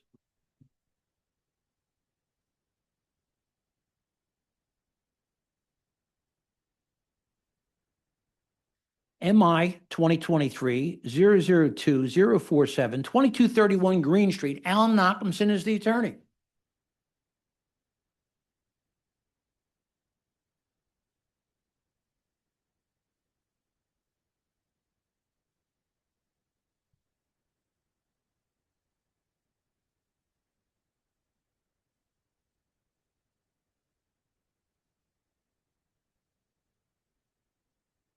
So, Mr. Nachumson, could you please state your name and spell for the stenographer? Yes, excuse me, Alan Nachumson, A-L-A-N, last name Nachumson, N-O-C-H-U-M-S-O-N. All right. Do you swear or affirm to tell the truth, the whole truth, and nothing but the truth? I do.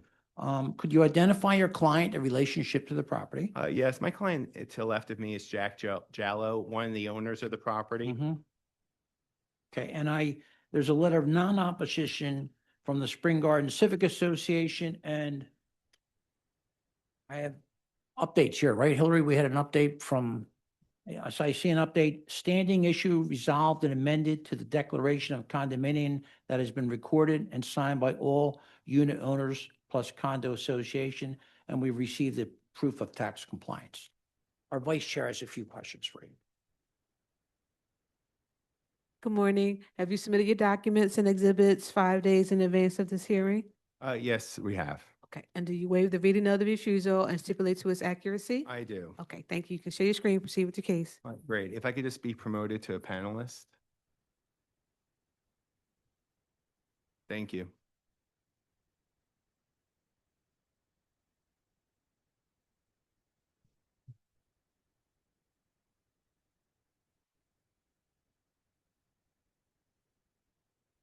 All right, so we're here to present 2231 Green Street. Unique circumstances here. My client actually just purchased, trying to do full screen mode. My client just purchased a property. This is a site plan, right? So here's the 2231 Green Street condominium. They also have this as a limited common element right here, which is a two parking spaces.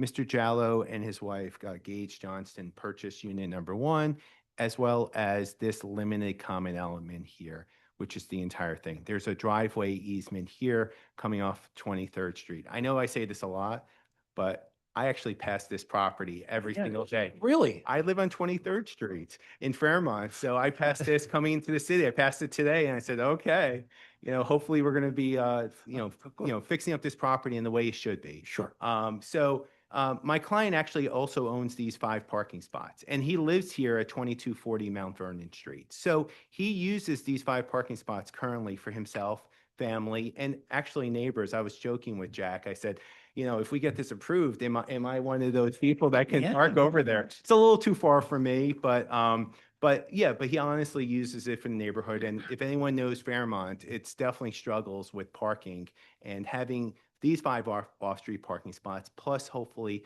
to make this, we're changing configuration of it, but into additional parking spot will be very helpful. So that's where we are. Jack owns 5 here.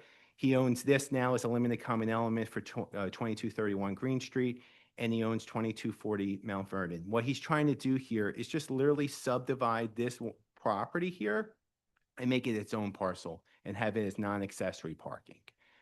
So it's not changing. It's parking connected with the condo building, and it's going to be parking now, basically to make this almost into its own little parking lot. So you'll see, we'll go through 10 exhibits here, which include the notice of refusal, a letter of non-opposition from the Spring Garden Civic Association. We also entered into agreement with Spring Garden Civic Association. One of their concerns was if we took that parcel away from the association, would this be a way for us to develop that parcel? That's not our intention at the present moment. We agreed to have an agreement where we're limiting our ability to just keep that for parking for a significant period of time. It was also a concern of the Spring Garden Civic Association to really spruce up this parking lot, because we didn't have control of that front parking parcel until recently. So by code, not part of this presentation, but by code, we're going to make submissions for zoning and building permits to make it look nice. And you'll see kind of what conceptually we're going to do here. So again, we have 3 refusals for, this subdivision, and then taking this 2-car space parking pad to a 1-car parking pad, separated from the association to make it its own parcel. So the first thing is that because this is an RM1 property, this parcel is 440 square feet in size, so we don't meet the size limitations of 1440 for RM1 properties. Because we're subdividing the parcel, the pre-existing building structure at 2231, we're cutting it right where the parking is, and so right now then we don't have a rear yard setback, but it's form over substance because nothing's changing physically with the properties. And then third, this is a non-accessory parking lot, which is not allowed under RM1 zoning classifications. Again, this parking's parking. It's basically being used by Mr. Jallo at 2240 Mount Vernon, nearby neighbors, things like that. And Mr. Jallo and his wife has lived there in the Fairmont area for some time. Letter of non-opposition, again, through extensive negotiations, because there were concerns about us potentially trying to subdivide it and one day develop it, but also more importantly is to make a commitment to fix up that parking lot now that we have full control of that parking lot, and make it something that, when you pass by, it's going to look like something that we should all be proud of. And again, I just gave you a zoning permit. It had 2 open air parking spaces previously approved for this parcel. So again, all we're trying to do is just reconfigure it, make it into 1 parking space, which I think is the more appropriate thing.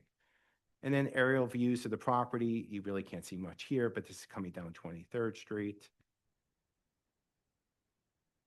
And then maps of the area. This is RM1 property. We're not increasing density. We're actually making the parking situation better in Fairmont by doing it this way. And then photographs of the property. This is from Green Street. This is from 23rd Street, and then you'll see the parking's right here. Oh, these are the postings. So do we have, I'm sure we have pictures of the parking. This is Green Street to the right of the property, to the left of the property. This is the parking lot, you'll see it probably more direct somewhere else. North 23rd Street to the right of the property, to the left of the property. Shocked that we don't have the actual picture of the actual parking lot, but I'm sure we'll see it somewhere. This is the site plan that we reviewed at the beginning. Here you go. Here's the difference between what it looks like now and what the intention is. Again, this is just conceptual. This is not part of this application. This is something we worked with the coordinating RCO. Obviously, everything has to be done as of right. So in terms of fencing, as well as anything else that relates to it, we're going to repave it and such. RCO meeting notice, our firm was involved in this. So this matter was in existence for some time. So, but that's the RCO meeting notice, the notice of refusal, proof of mailing of that notice, our application for appeal. It was under the former owners. The notice of refusal, the project information form, the amendment to the declaration showing that we have standing to do this because there was some question before of whether or not we could. So we, got all the unit owners' approval in terms of this application. And I think we also have the deed to the property that Jack owns with his wife. Let's see. Yep. Here's the deed to the property showing that they own unit number 1 in that condominium as well. So anyway, and I think we have a tax clearance certificate. Oh, I guess we sent it separately. So anyway, that's it. If Mr. Jallo, Please state your name and spell it for the stenographer. It's Jack Jallo, JACKJALLO. Do you swear or affirm to tell the truth, the whole truth, nothing but the truth? I do.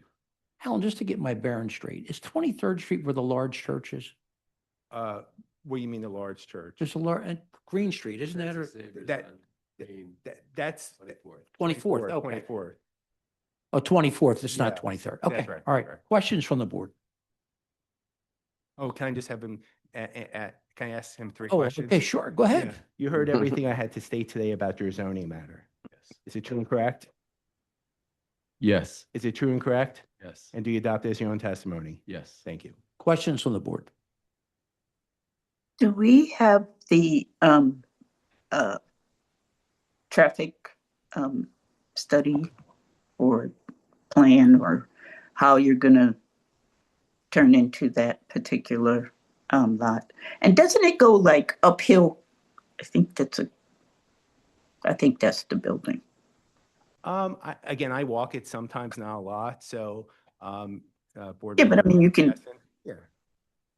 It's an existing parking lot now. So I we're understand. Not, yeah. So we did not do a traffic study. Or not traffic study, but at least what we're talking about. Turning radiuses.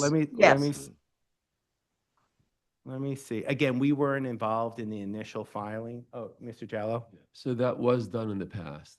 That is in there with Ambrick. I don't know that. Yeah, let me see. It's presented here, but they've done a traffic survey to look at, that's part of the reason why it was converted from 2-car parking originally to 1-car parking because of the turning radius to get it that one spot. Yeah, because there's parking on both sides of the street, and there's also the bus stop near there, correct? Correct. Yes, but Ambrick has done that traffic survey, and that's, if you look at the original deed, it was 2-car parking. The current request is for 1-car parking. Yeah. Which is what is currently being used as. Yeah, because I can't even imagine how that is 2-car parking. Like our parking space is, I wrote it down, is 15.5 by 28.25. And that's the parking pad that was supposed to be for 2 spots. Obviously, they didn't take into account the 12-foot drive aisle. And then there's an easement area. Here, let me just pull this up to the front. It just makes it easy. But yeah, there's an easement area for those 5 parking spots as well. So when the board approved this some time ago, I don't know how that was possible because like here, this is all existing. So this parking pad is existing. Actually, here's a little history. This used to be a laundromat here. And I guess it got demolished at one point. And then through a variance, this became a 2-car parking pad based on 15.5 feet this way and 28.25 that way, which is impossible. And again, because like you need to have this, obviously the drive aisle for here, but also the easement area in here. So we're actually cleaning things up a little bit more, not just in terms of physically with the paving and the fencing, but to actually make this a true legal parking spot. And Board Member Gaston, the bus is a little further down, I would say. Like, that's not mid-block, but it's not really the corner either. The Like bus the stop opening. is at the corner. Yeah, but on the other Yeah, side. the bus stop's at the corner. This is a little, On the opposite side of the street. yes, on the opposite side and a little bit before the bus stop. Yes. I'll agree with you The on bus that. right there. And isn't there a, that area? It's like a slope. It's not like flat ground. Well, I think Yeah, it's like a Fairmont hump. go- It's, well, it's, Fairmont it's a goes- hump. It's the, Fairmont Exactly. yeah, I think she's talking about the site itself. You actually, it's a hump. Because the Yes. parking that's sort of to the back of it, it sits higher than the pavement. There's a hump, maybe about 2 feet. There or something. is. 2 Yeah, feet. but you're right. Yes. If I may. Why don't you get closer to the mic, Tim? Sorry. The intent is to flat. It was a flat parking space when they were trying to park 2 cars there. Because of the traffic survey demonstrating only 1, the previous owner inclined that top left photograph, Mm-hmm. inclined it down. If you look at the wall behind it, you can see there sort of a white line across the wall. That's where the lot was flat, but then it was inclined to it in an attempt to accommodate 2 cars, which was never approved. I think the goal would be, I mean, with the local RCO and an architect, to see if flattening it and raising the wall that you see on that right side, it's sort of proposal. This was done by the prior owner, actually. I think makes it both more attractive and probably safer and easier to get around. Okay. And again, you showed what Amber had to say. Have you presented this? Do you have anything from the our own parking folks about this turning radius here? Again, we took over this from former council. Whatever we're showing you is what we have in the file. So I can't speak to that, but obviously, this was previously approved by or reviewed by LNI and approved by the ZBA some years ago. It was submitted as non-accessory parking, which had to get streets review and approval in terms of this. So I apologize. I only have what I have. Okay. So the answer is no, you don't have a streets approval of this plan. But LNI does, and as part of this process. Okay. And the previous process as well, where they allow for 2-car parking, which I don't know how that's possible. Okay. Thank you. You're welcome. Questions or comments from our attorney? Not at this time, Mr. Questions Chair. or comments from the virtual audience? I do not see any hands, Mr. Chair. Planning Commission. Madison Matera, Planning Commission staff. The comprehensive plan recommends no change to the RM1 residential multifamily zoning at this location. The city rezoned this neighborhood in 1974 and a council-supported map change. There's no unique physical condition or circumstance of this property that would prevent it from being used in conformance with the zoning code. The proposal is to use parcel B for parking. Once the property is separated, it would become a legally non-conforming, non-accessory parking space, but also a developable lot. The creation of this new lot is not strictly necessary to enable the appellant to derive value from their property. The City Planning Commission recommends that the board deny the proposed use variance for a non-accessory parking lot and the proposed dimensional variances for lot area and rear yard depth. May I just quickly respond? Sure. So again, this was previously approved for 2-car parking. In order to clean up this lot, we're asking to subdivide from the condominium association or the condominium structure. And the use is not changing. And actually, it's probably a more appropriate use under Going from circumstances. 2 to 1? 2 to 1. And then we have the 5 behind us. And it would be very difficult to to develop this property without having to then consolidate this.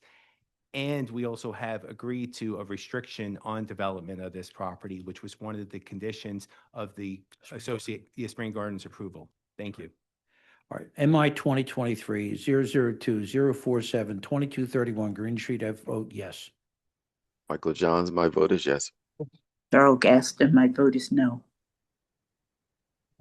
Tanetta Graham, my vote is yes. Ryan McAdams, my vote is yes. Ty Owen, my vote is yes. Thank you. Thank you, council. Mr. Chair, can we actually move to number 10 next? We're waiting for somebody for number 9. Sure. Thank you.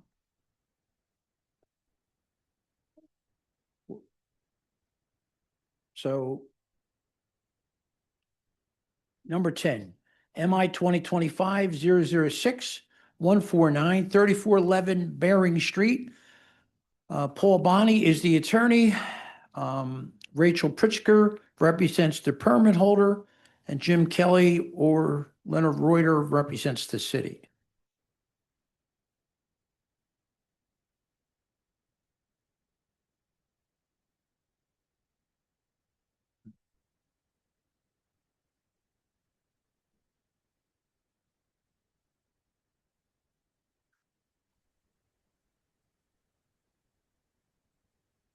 Hillary, what are we looking at here?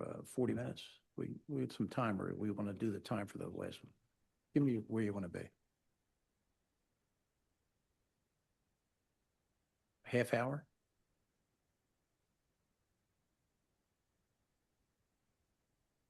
All right, all right. Okay, all right. So we're targeting to finish this up in a half hour. When I say finish up, as much information we get today, and if we have to, we'll have a resumptive hearing. So, Mr. Bonney, could you please state your name and spell for the stenographer? Paul Bonney, B-O-N-I. Right. Do you swear or affirm to tell the truth, the whole truth, nothing but the truth? Yes, I do. Could you identify your client in relationship to the property? Yes, my client is the Powelton Village Civic Association, which is the neighborhood group and RCO in this area. Okay. And we are the appellant Right, in thank you. this appeal against L&I. Right. Yep. Rachel Pritzker? Yes, good afternoon, or I guess good morning still. Rachel Pritzker, R-A-C-H-A-E-L, P-R-I-T-Z-K-E-R. Do you swear or affirm to tell the truth, the whole truth, and nothing but the truth? Yes. Could you identify your client in relationship to the property? Yeah, so my client is Jaden Chen, who's the current owner of the property. Jim Kelly, could you please state your name and spell for the stenographer? Yes, Jim Kelly, J-I-M-K-E-L-L-Y, on behalf of the city.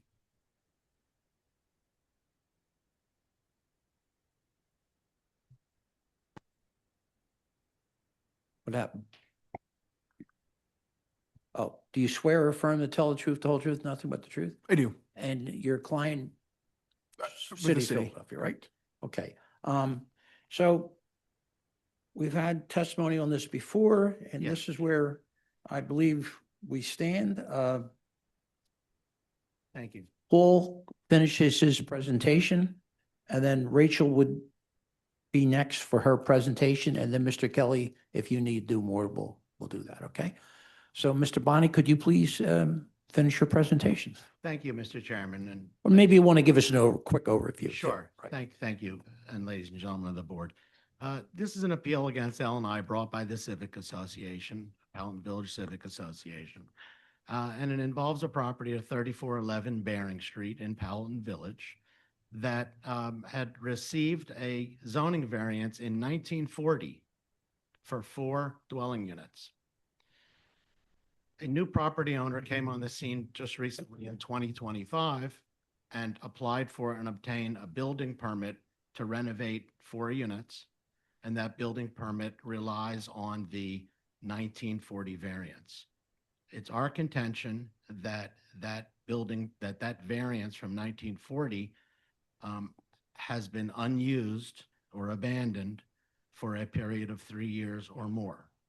And that is the legal basis of our case, is that if you don't use it, you lose it. And if there's more than 3 continuous years of not using the variance, that it lapses, and then the underlying zoning then comes back into place. Here, the underlying zoning is 2 units. So it's the difference between 4 or 2 units. Last time you heard from my clients from the Civic Association, they testified that as soon as they saw that this property had been listed for 4 units, that they rang the bell to everybody. They rang the bell to L&I by submitting something through the portal. They rang the bell to the real estate agent. They rang the bell to the prospective purchaser. And so we're following the process that the permit having been issued. We filed an appeal within 30 days, and we're here to present evidence mostly today that the property was in fact unused for many, many years. The variance was unused for many, many years. So that's the background, Mr. Chair. Okay, so why questions, I'm happy to- don't you finish up your presentation? Is that it? Yeah, so the first witness we have, I believe, is online, and his name is Tony Dominic. Mr. Dominic?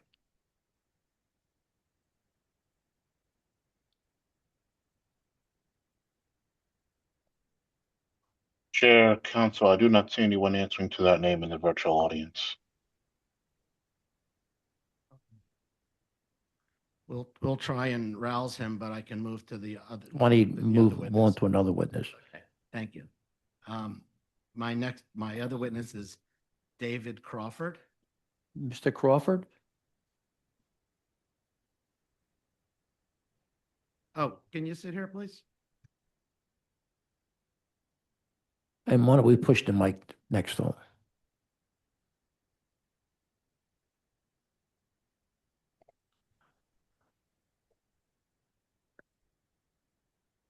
Yep. Mr. Crawford, could you please state your name and spell for the stenographer? David Crawford, Crawford. Do you swear or affirm to tell the truth, the whole truth, and nothing but the truth? Yes. Counsel? Mr. Crawford, as the board will hear, you're a neighbor of the subject property. But by way of introduction, just tell us your occupation and your age, please. I was a software developer until I recently retired, and I'm 77 years old. And where do you live and how close is it to 3411 Baring? My family lives at 3413 Barron Street, which is adjacent to the 3411. And when did you purchase 3413 Baring? We purchased the property in 1978. And you've lived there ever since? Yes, And you're saying that's directly, that's next door to 3411, is that correct? yes. And who was the owner of 3411 for, almost the entire time you were there? Clarence Wilson. And did you know Clarence? Yes. Does your house and Clarence's house, 3411, share a party wall, or is there space in between? We don't share a party wall. There's a space between us. Can you just explain what's on the side of your property, what's on the side of his? Well, the two units face each other, properties face each other, and the entire length of our houses, the windows face each other as well. Okay, so the entire length of windows on your house face the entire length of windows on 3411? Yes. Thank you. When you purchased in 1978, how many people lived at the subject property? There were 3 people in 3 different units. Okay, so that's Clarence and 2 tenants? Yes. And when and if did that change, sir? Somewhere in the mid-'80s, one of the tenants moved out, and then it was just Clarence and one other tenant. Okay, thank you. And what was the name of the tenant that remained in the house with Clarence? His name was Walter Grant. And Walter Grant stayed as a tenant for how long? He stayed until he passed away in 2012.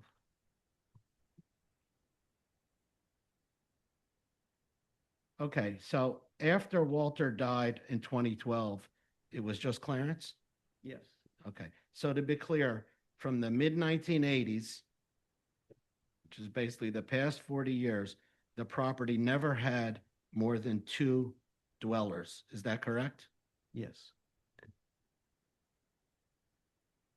The two renters, right? It was Clarence and one tenant. Oh, okay, all right, Clarence, the owner, and Right. one tenant. okay. Since the mid-80s, according Okay. to this witness. And you're saying that since 2012, when Walter passed away, that tenant, it was just Clarence. Yes.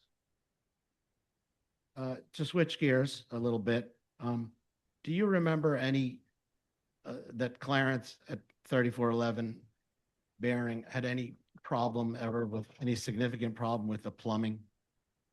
There was an incident where the sewer line to the street broke and it was, he had to have that replaced. Okay, and by himself? No, somebody came in and fixed it.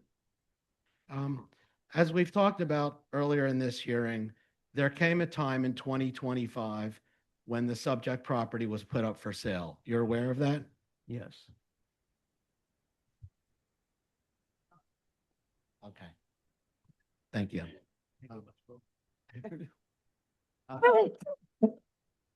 Well, maybe we need another microphone on the floor, right?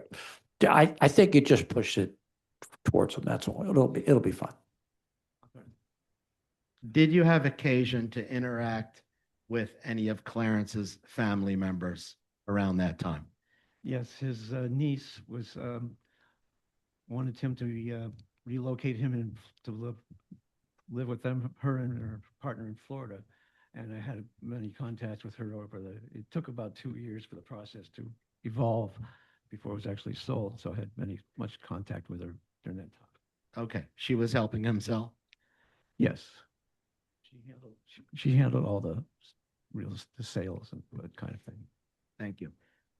Did some of the topics that you discussed with her involve zoning and the 1940 variance? Yes, we told her that, we, mean my wife and I, that it was our understanding that since he had just been living there by himself, that the underlying variance would have lapsed. Did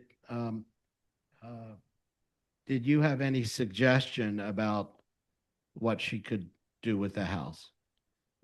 Yes, once it became known in the neighborhood that the house was coming up for sale, there were several people that got in contact with the PVCA and myself about it, speaking to Clarence as to their family, 2 families, about purchasing the house. Do you know the asking price that was being asked at that time? The asking price that his niece told me was going to be $675,000. Are you aware that any of the families that looked at the property made any offers? There were 2 offers, both relatively $100,000 less than that. Did you ever speak to Mr. Jaden Chen, the name of the gentleman that ultimately purchased 3411?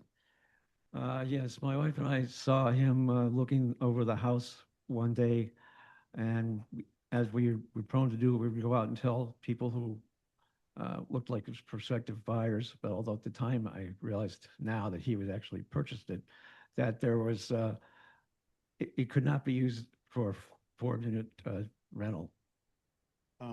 Did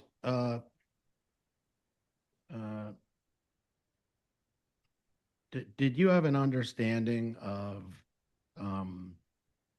whether Mr. Chen attempted to obtain a mortgage for the property? Yeah, he told us that day that he had been turned down by the bank for a loan because they considered the house to be uninhabitable. Can I object to this? This is all hearsay, and I don't know why it's relevant. Well, Mr. Bonnie, respond, please. sure. He's talking about a statement made by a party to the case. Mr. Chen will be testifying. He can certainly say he didn't say it, or they can All right, speak. why don't we continue, then we'll get to the point when the cross comes. Okay. Did you ever speak to the listing agent, Ms. Gina Anderson? Yes, she enlisted my help to hold the key. She gave me a key to the property so that if people wanted to come to look for it, she'd let me know and I could let them in to view the property. Did you ever speak to her about the zoning and the old variance? Yes. Thank you, Mr. Crawford. Do you have any closing thought that you want to convey to the board? Just briefly, one item that came up in the previous hearing that we were looking for a certain type of person to live in Powelton that isn't true. What we really are looking for is a certain type of neighborhood, and to make it family oriented as possible. And in fact, the city feels the same way because they zone it appropriately as how they want certain parcels of the city to be used. And so our aim is just to get the property to fall back into the underlying zoning that the city applied to. Thank you very much. Counsel Pritzker, Rachel? Sure. Thank you. Mr. Crawford, you mentioned that you're a software engineer for a living. Is that correct? Yes. Do you have any expertise, certifications, education on non-conforming uses or zoning and land use law? No. So would you agree that you're not an expert in constitutional property rights or non-conforming uses? No, I am not. And you mentioned that you were the next door neighbor, and you're aware that the property was put on the market for sale. Yes. So, and am I correct to say that it was not a private sale? It was not an inheritance. It was a public sale that anybody, including yourself, could have purchased? Yes. Okay. Also, you gave some testimony about the maintenance that the prior owner had on the property. Is there any testimony that you have that is relevant to the intent of him removing any improvements, removing walls, trying to make it 2 units, removing plumbing, removing meters, or was your experience that is the best he could? He maintained the property up until when he fell ill at 90 some odd years old. He did not try to make any changes to the property. He didn't really maintain it that well, but that's another. But you're not aware of there being overt acts of him removing meters or trying to turn it into a 2 unit, anything that would have been obvious to you as the neighbor to show his intent to abandon that use? No, that did not happen. Thank you. I just last thing I just wanted to, make mention is that you made it clear that your goal is not to I guess dictate who lives there, but with the base zoning being RT1, you are aware that most of the properties on your block are 3 and 4 families as well, as they were what's called grandfathered in or legal existing non-conforming uses, meaning that before they were downzoned to RT1, they had gotten legal approval for multiple units. Is that your understanding of some of the properties on your block, sir? Yes. Well, yes. Okay. That's all my questions. I All right, appreciate Mr. your- Kelly? Hold on. Well, when we bought our house in 78, the difference between the neighborhood then and the neighborhood now is that all the properties, almost all the properties on our block were owner occupied. So it wasn't, it's a difference between, that's a different than the trend that's been happening where outside outside parties buy this just to make money. But up until, so to that point, but up until the prior owner who was in his 90s, I mean, you can only live so long, was unable to stay in his home due to old age and illness and needing to be taken care of by his family. It was owner occupied. And had he stayed in good health or been able to live to 100 or whatever, however old we're all lucky to get to, it would have still been owner occupied. So are you sharing that your concern is that people have property rights and we can't dictate that it's owner occupied? I don't understand the question. I guess my question to you is one of your issues with it is that it might no longer be owner occupied, but it was owner occupied as a 4-unit up until Clarence had to move out of the property due to him being elderly. Is that what you're stating? Objection. I don't think there's any evidence that it was owner occupied as 4 units. Well, he just said that it was owner occupied by Clarence and that there was no intention, or he didn't see any overt acts to, downgrade it or remove walls or anything like that. Yes, and had he lived to 100, we wouldn't even be here. So I don't understand. That's my point exactly. Thank you. Thank you. Mr. Kelly? Nothing from the city. Next witness, Mr. Bonnie. Thank you, Mr. Crawford. And my next witness is the gentleman online, who I believe is there now. Oh, sure. Tony Dominic, please. Mr. Dominic.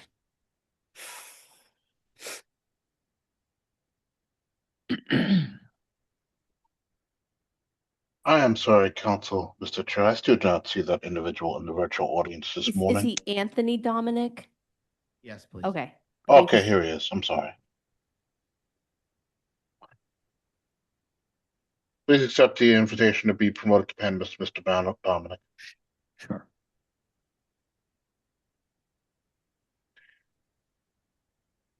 Coming back in now. Sure.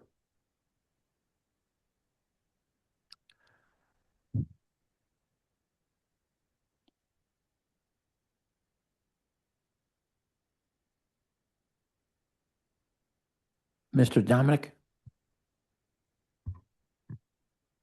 Yes, Mr. Dominic, could you please state your name and spell it for the stenographer?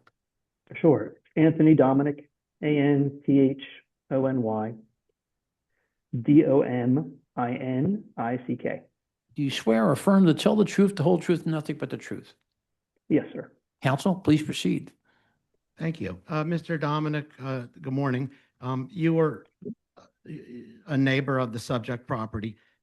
By way of intro, can you tell us your occupation and your age? I'm a computer consultant, 54 years old. Thank you. Okay, let's get into it. Tell us And where. sorry, Mr. Dominic, can you just speak up just a little bit more so the stenographer can hear you?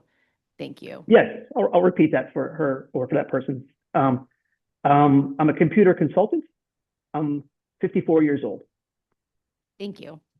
Sir, please tell us where and when you lived near 3411 Barron. Yes, I lived at 3407 Barron. That is, there's one house between 3411 and the house I lived at. That was from 2001 to 2005, last year. Did you know the owner, Clarence Wilson? Yes, I knew Clarence. Okay. Did you consider him, how did you know him? Well, we lived 2 doors down, so I would see him when he was coming and going. I found out later that he was working at the library down at Penn, and I worked at Drexel's library for years. So we kind of talked about those things and just general neighborhood stuff. Thank you. So you're saying you moved onto the block in 2001, correct? I bought that house with my wife at that time, yes. Okay. And at that time, and moved there. So yeah, to be clear. Thank you. Thank you. And at that time, who was living in Clarence's house?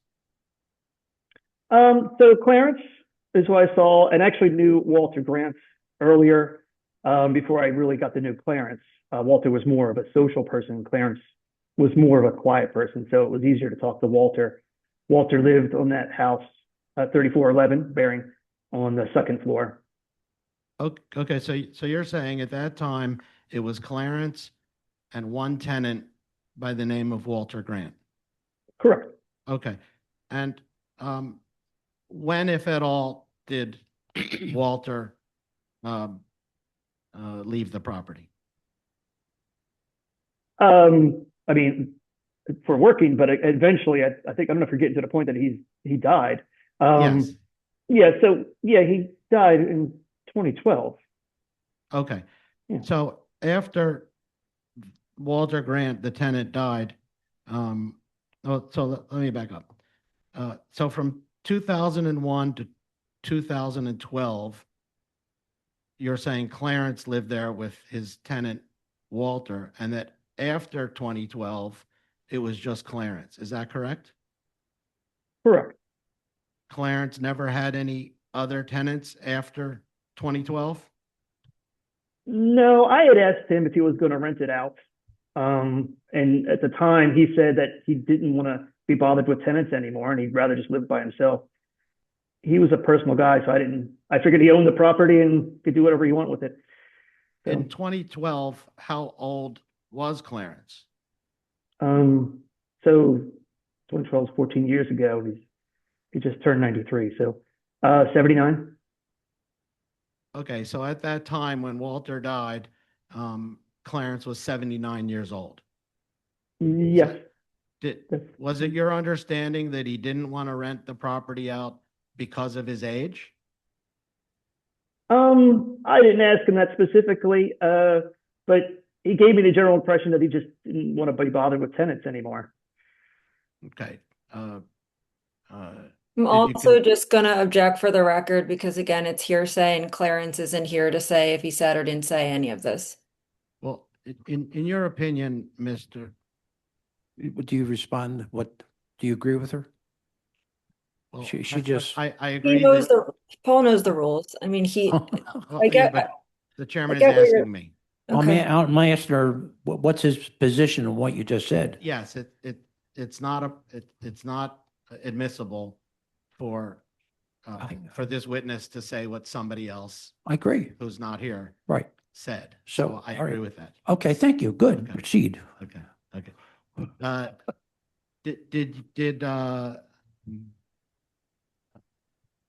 Did you consider, from your observations and interactions with Clarence, who was 79 at that time, did you consider him old and infirm? Old, yes. I mean, older than me because I'm 50s. Infirm, no. Okay, thank you. Can you tell us generally the condition? You were inside the house, 3411? Yes, I've been inside the house. Okay. Can you tell us generally the condition of the interior of the house in, let's say, early 2025? In early 2025? Yeah, sure. Yeah, which is the yeah. house was sold in the spring of 2025. So yes. Yes, I've been in the house before then, so that's why. Yeah, so in a general sense, it looked like not a lot of work was being done on the inside, what I would consider deferred maintenance. I'm not sure what that's the appropriate term, but it looked like maintenance hadn't been done in a while. There were some sections of the ceiling that were collapsing in 2 of the units that I remember. Some of the walls could use some touch up. Yeah, I'm not sure if that's the question. Does that answer the question or? Yes, thank you. Have you looked at the photographs that are indicated as Exhibit A in our appellant's exhibit package? These pictures, let's see, I have it in front of me. So,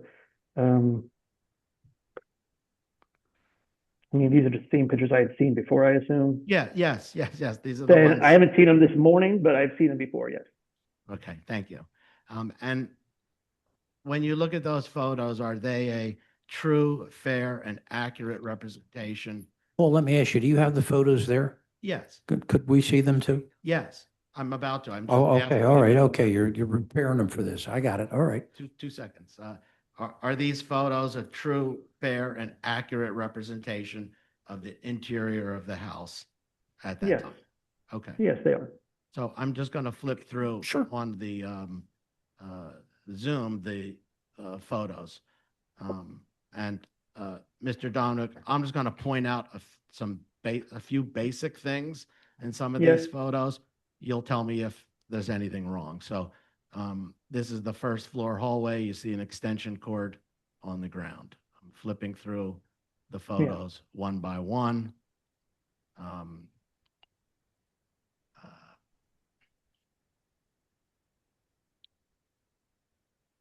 In this photo, you see around the doorway what looks to be an extension cord.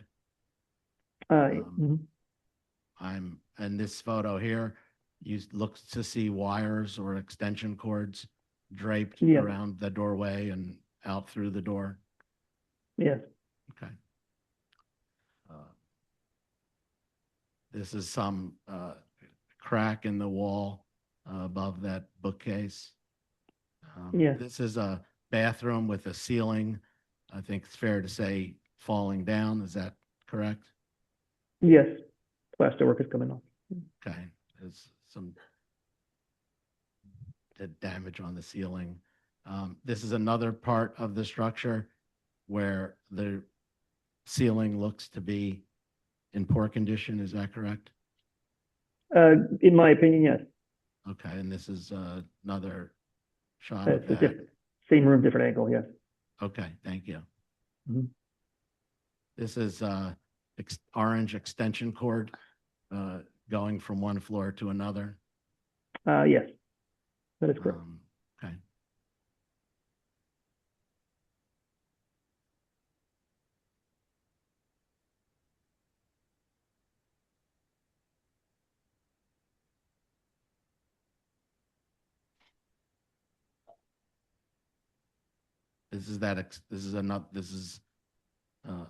This shows also an orange extension cord going down the hallway.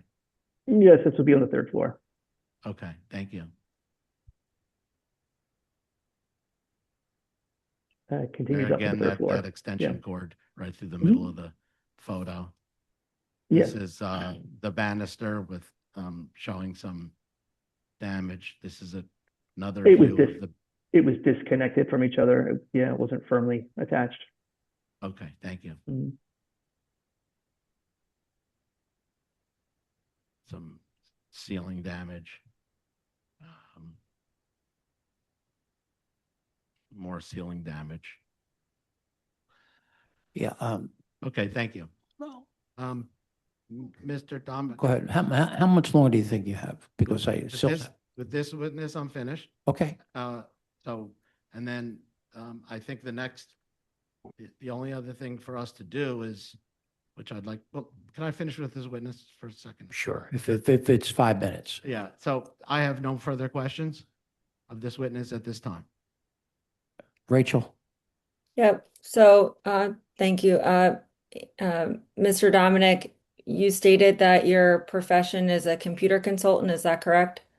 That is correct.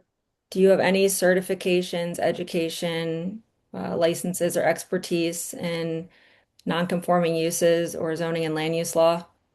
No. And you stated that you live 2 doors over from the property. Is that correct? Yes. Do you have any testimony to offer related to the prior owner, Mr. Clarence Wilson's removal of any improvements necessary for the use, which was a 4-unit? Or do you have any testimony to offer that he made modifications to make it unsuitable for the property, removing meters, removing plumbing, breaking down walls? Or just was your testimony that he just got old and tired of renting out the remaining units? I don't think that was objection. I don't think that was his testimony, that he got old and I'm tired. asking him for him to clarify his testimony. Yes, could you repeat the question, please? Yeah, sure. Do you have any affirmative testimony that you're aware of the prior owner modifying the building to remove anything that would allow it to be a 4-unit? So removing meters, removing water meters, electric meters, removing walls, or anything like that? I have no knowledge of that. Okay. And you gave testimony that he was continually living in the property until he stopped renting it, based on, I guess you give testimony that he stopped renting it, or you thought he wanted to stop renting some of the units. I don't want to say I thought he told me, but I guess it's hearsay, so I can't really say that. I'm not sure how to present that. But yeah, he lived there and he stopped renting it. So that's as much as I know. Okay, and that is my point. So, and would you agree that there was when you walked through the property, although I understand some of the deferred maintenance, that there was no walls removed, that it wasn't built out as a 2-unit, there was no meters removed, bathrooms removed, or anything that would indicate that it was not still laid out as a 4-unit building? I have no knowledge of any walls removed or bathrooms removed. No. Thank you. All right, so how much more do you? No. How much more do you have? So I have one more witness, but that witness is Ms. Pritzker's client. So I'd like to ask the chair and Ms. Pritzker, I could call him right now. I don't have the time. We're not going to do that. Okay, so Yeah, we're going to have as a resumptive hearing. okay, so Right. all I have left is the owner to cross-examine. Okay, fine. So, Rachel, give me an idea how long your case will take. I'm just doing this for the next time to figure out how much time you Yeah, need. all I want to do, Chairman and members of the board, is put the law on the record, what the actual Okay. law is and the code is, and so that we can talk about what the law says about this specific matter. That's all. That's all All I'm wanting to do, and show a few exhibits that All right. align with what the law says. Okay, and Mr. Kelly? The city's witness is already gone. I'm just along for the ride. All right, okay, so, But Ms. Pritzker is agreeable to make Mr. Chen available at the next hearing. Yeah, he's ready and able to. ready and able, how's that? So, all right, so the next hearing will be April 28th at 9:30 a.m. It'll be a resumptive hearing, okay? And that, we're looking to get it done that day, okay? Yeah, thank you, Chairman, All right, members. thank you, all three attorneys. Thank you, and Mr. the Chair, witnesses members of the too. board. Mr. O'Brien?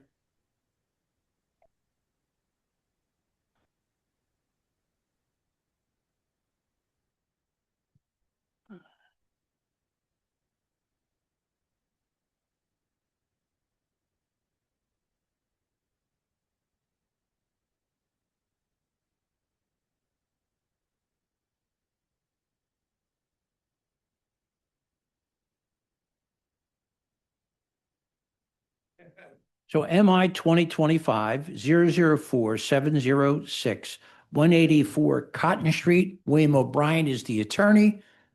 There's non-opposition from Manioc Neighborhood Council.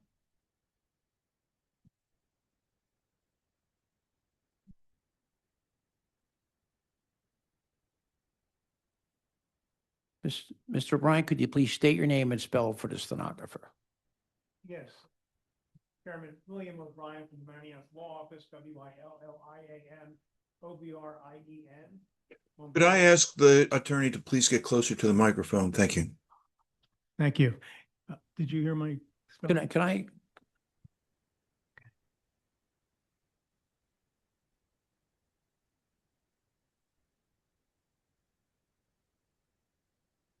Go one more time. State your name and all. William O'Brien, WILLIAM O'Brien, OBRIEN from the Manioc Law Office. You swear or affirm to tell the truth, the whole truth, nothing but the truth? I do. Could you identify your client in relationship to the property? My client is Cotton Street Partners, a Pennsylvania limited liability company. Purchased the property, I think, back in 2022. Our vice chair has a few questions. Good morning. Have you submitted your documents and exhibits 5 days in advance of this hearing? Yes. Okay, and do you waive the reading of the refusals and stipulate to their accuracy? I do. Okay, thank you. Share your screen and proceed with your case. Sir, hold on. Sir, can I ask who you are?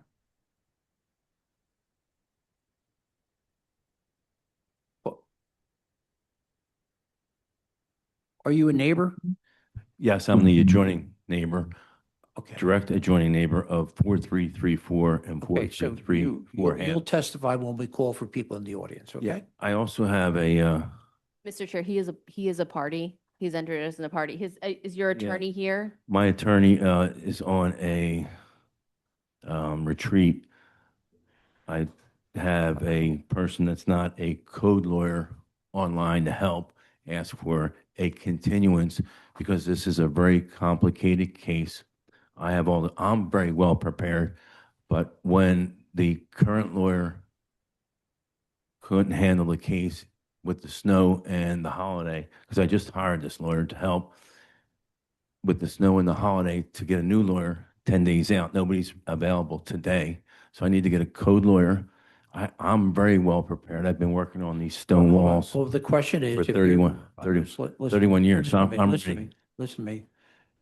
Are you saying that your attorney's not available? You Correct. hired a non-code attorney, and you're comfortable with him representing you?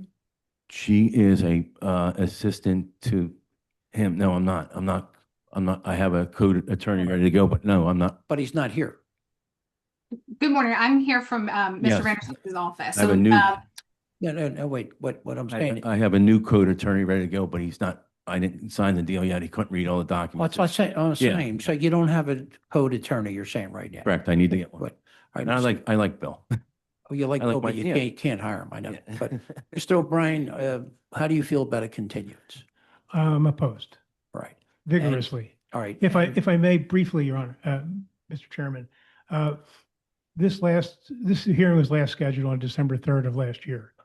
The day of the hearing, Mr. Pillar's attorney, Richard Vanderslice, reached out and requested a continuance and is issued a letter raising 2 objections that Mr. Pillar, on behalf of Mr. Pillar. A complete response to those objections was provided to Mr. Vanderslice, and I've heard crickets. And neither of the issues that Mr. Pillar raised is a zoning issue. Okay. You say you're more than well prepared. I have all the documents, but I'm not prepared to present the case. I'm more than well prepared to hand it over to an expert zoning lawyer. It's fair and I mean, square. So it's the board's discretion as to whether we hear this today or not. I know we're most likely only going to get through, Bill's a presentation. Right.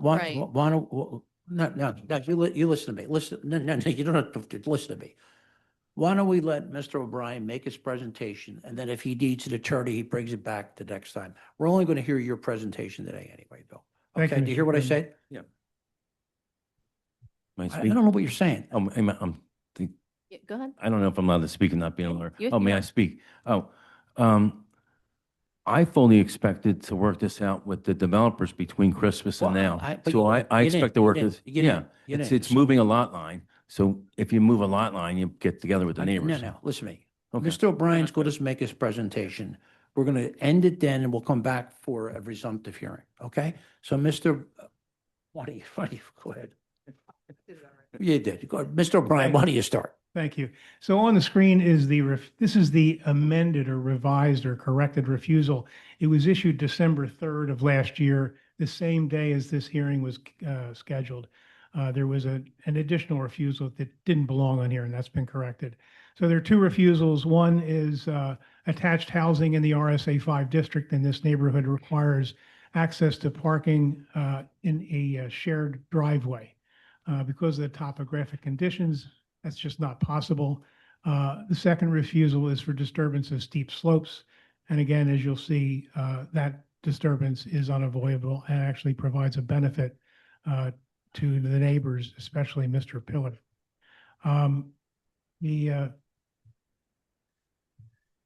As you said, the neighborhood council held a meeting. 55 people were in attendance, only 33, I think, votes were tallied.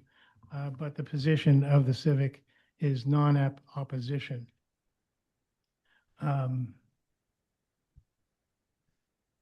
This is a map from Atlas, and you can see the property is right here. And it's about a block and a half from that area. It's green right here. That's Pretzel Park, a very popular neighborhood park. And it's about 3 blocks from the Main Street Business District. Oops, sorry. Here are some photographs of the existing conditions.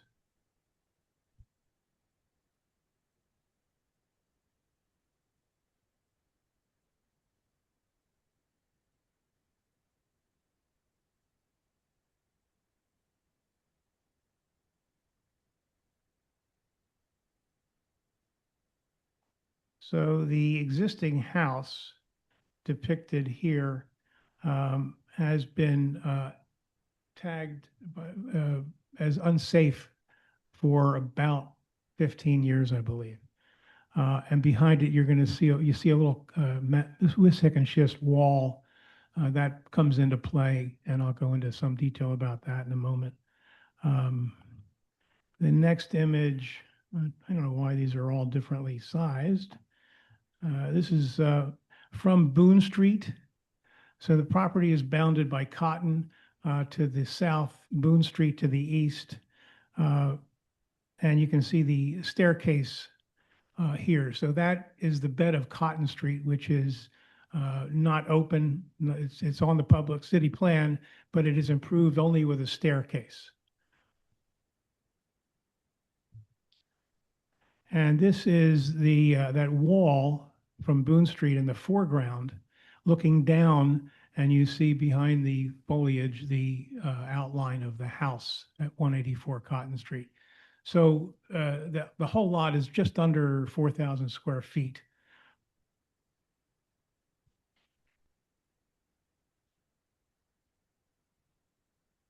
So this is an image of that wall that was to the left of the house. And you can see it's not in great shape. I'll come into some detail in a second, but briefly let me say that in 2008, a surveyor from the city of Philadelphia came out and did an inspection, determined that it was unsafe. The wall, Bill? The wall itself was unsafe, and issued a determination that the responsibility for repairing the wall was on this property, 184 Cotton Street, and on the 2 properties to the north adjacent to this wall, 4334 and 4334 and a half Boone Street. Mr. Pillar lives at 4334 and a half. When we made the app, I'll come to that in a second. Let me just show you where we are. So this is the subdivision plan approved by the 9th Survey District. I'll first show existing conditions and give some context to the site and to the wall. So here is, to the left is Tower Street, to the top is Boone Street.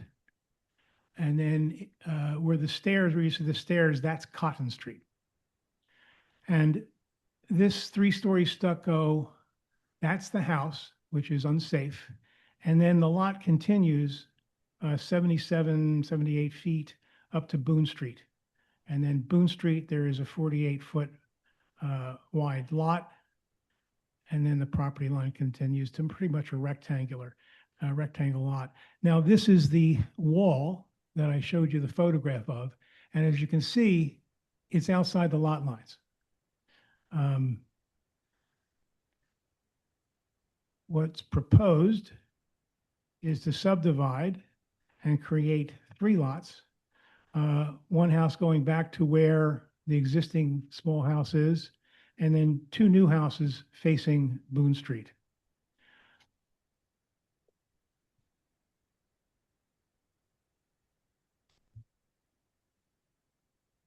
This is the facade of the proposed homes on Boone Street. This shows one of two changes that are referenced in the proviso form and plan. Originally, the driveway, the garages shared a common curb cut in the middle. There was pointed out during community meetings that if you move the garages to the outside of each structure, that would allow a parking space in between. So that modification was changed. It was introduced.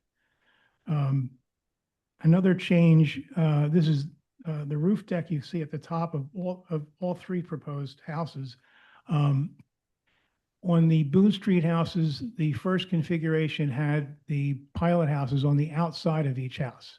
And some neighbors observed that that created more massing and interfered with views.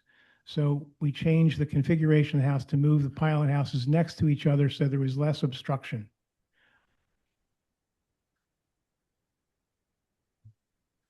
And then this is a view from Cotton Street. In the foreground, this is the proposed new structure replacing the unsafe house. And then you see the back, this would be the south side of parcel C, and then parcel D next to it. So when we made the application, when we tried to make the application,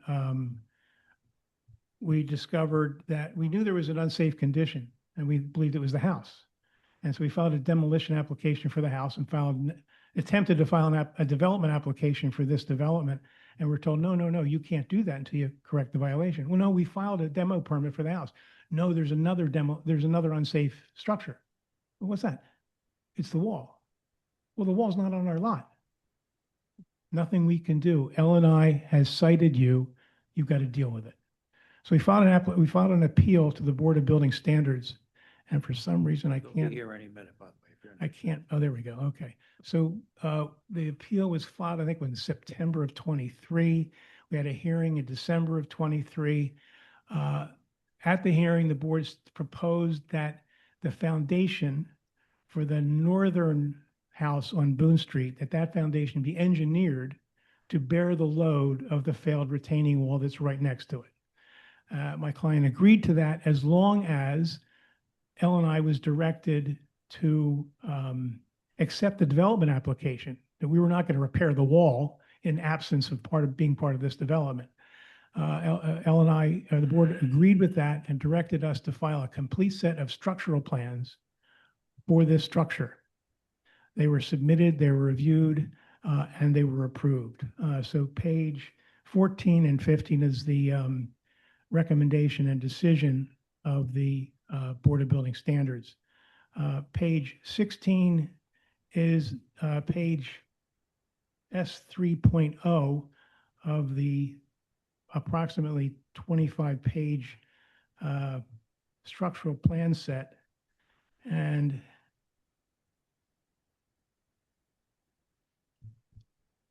this detail right here is showing the retaining wall and the proposed new wall that will be basically, bear with me if I can get it back. Oh, wrong one.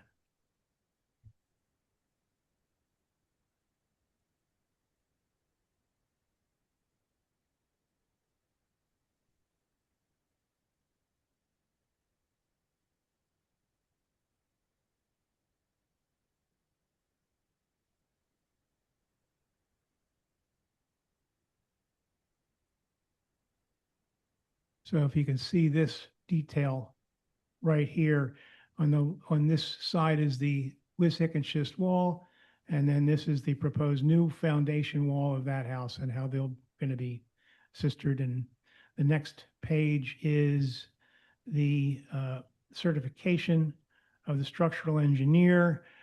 This is to certify that we have evaluated the condition of the existing retaining wall between the property at 184 Cotton Street and 4334 and 4334 and a half Boone Street. And it is our professional opinion the wall can be and will be incorporated as part of the structural design foundation wall system for the proposed building on 184 Cotton Street.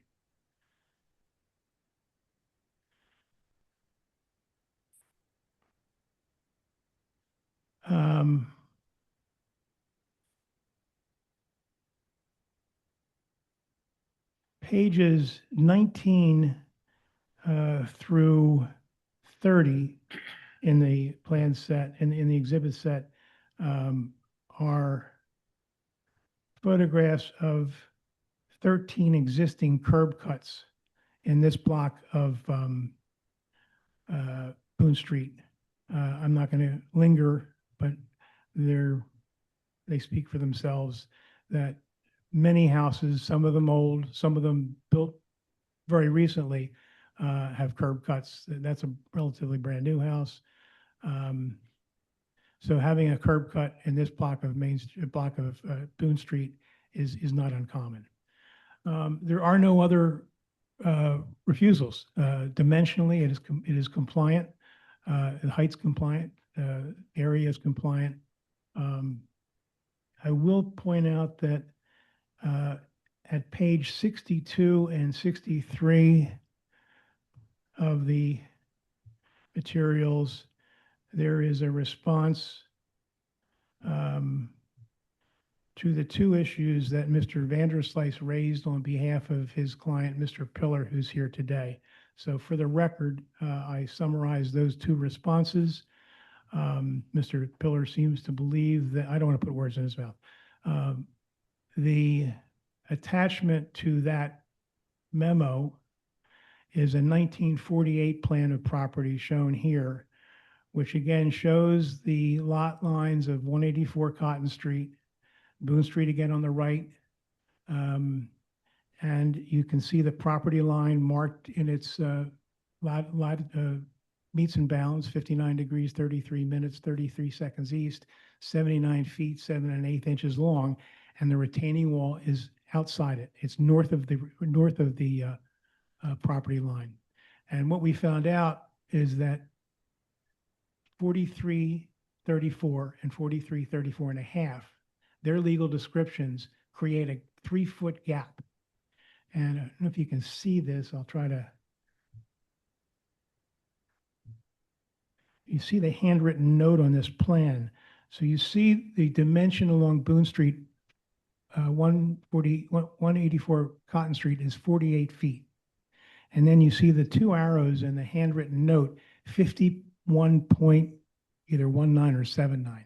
So there's a 3-foot gap between the end of 184 Cotton and the beginning of the two properties above it. And within that gap sits the retaining wall. Okay. So to the extent that Mr. Pillar even has standing to address issues regarding this wall, I doubt. Okay, thank you. All right, so May I have my client? that's what I was going to say. Could you have your client come on and adopt your testimony? Will Steve Oshesky please raise his hand?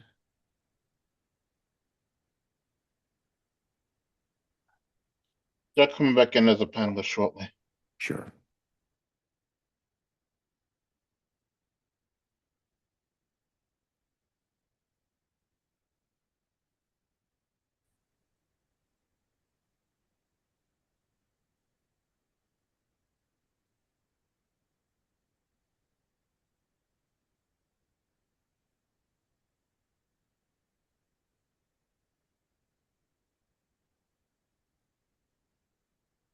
Sir, could you please state your name and spell it for the stenographer? Sure. Steve Oshesky. First name is Steve. Last name is Olszewski. You swear or affirm to tell the truth, the whole truth, nothing but the truth? Counsel? Thank you. Mr. Oshesky, you're a managing member of Cotton Street Partners? Yes, I am. And were you present during the presentation that I made on your behalf? Yes. Was my testimony truthful? Yes. And you adopt it as your own? I do. Thank you. Okay. So counsel and Mr. Pillar, we're going to call for a resumptive hearing now. And I know I could see you're ready to go, but I think you probably need to at least check with your counsel, okay? Yeah, And a couple of things. no, you don't have to, listen to me. Engineering reports from the Yeah, city. I know, but contradict. what I'm saying, all that I want to see when you have your attorney, okay? So what we're going to do is we're going to reschedule this for a resumptive hearing on April 17th at 9:30 a.m. And then by then, hopefully you'll have your attorney. And if in fact, some of the comments you made earlier about you're working something out with the developer, if that's the case, That's the idea. then we'll hear from that the next time, okay?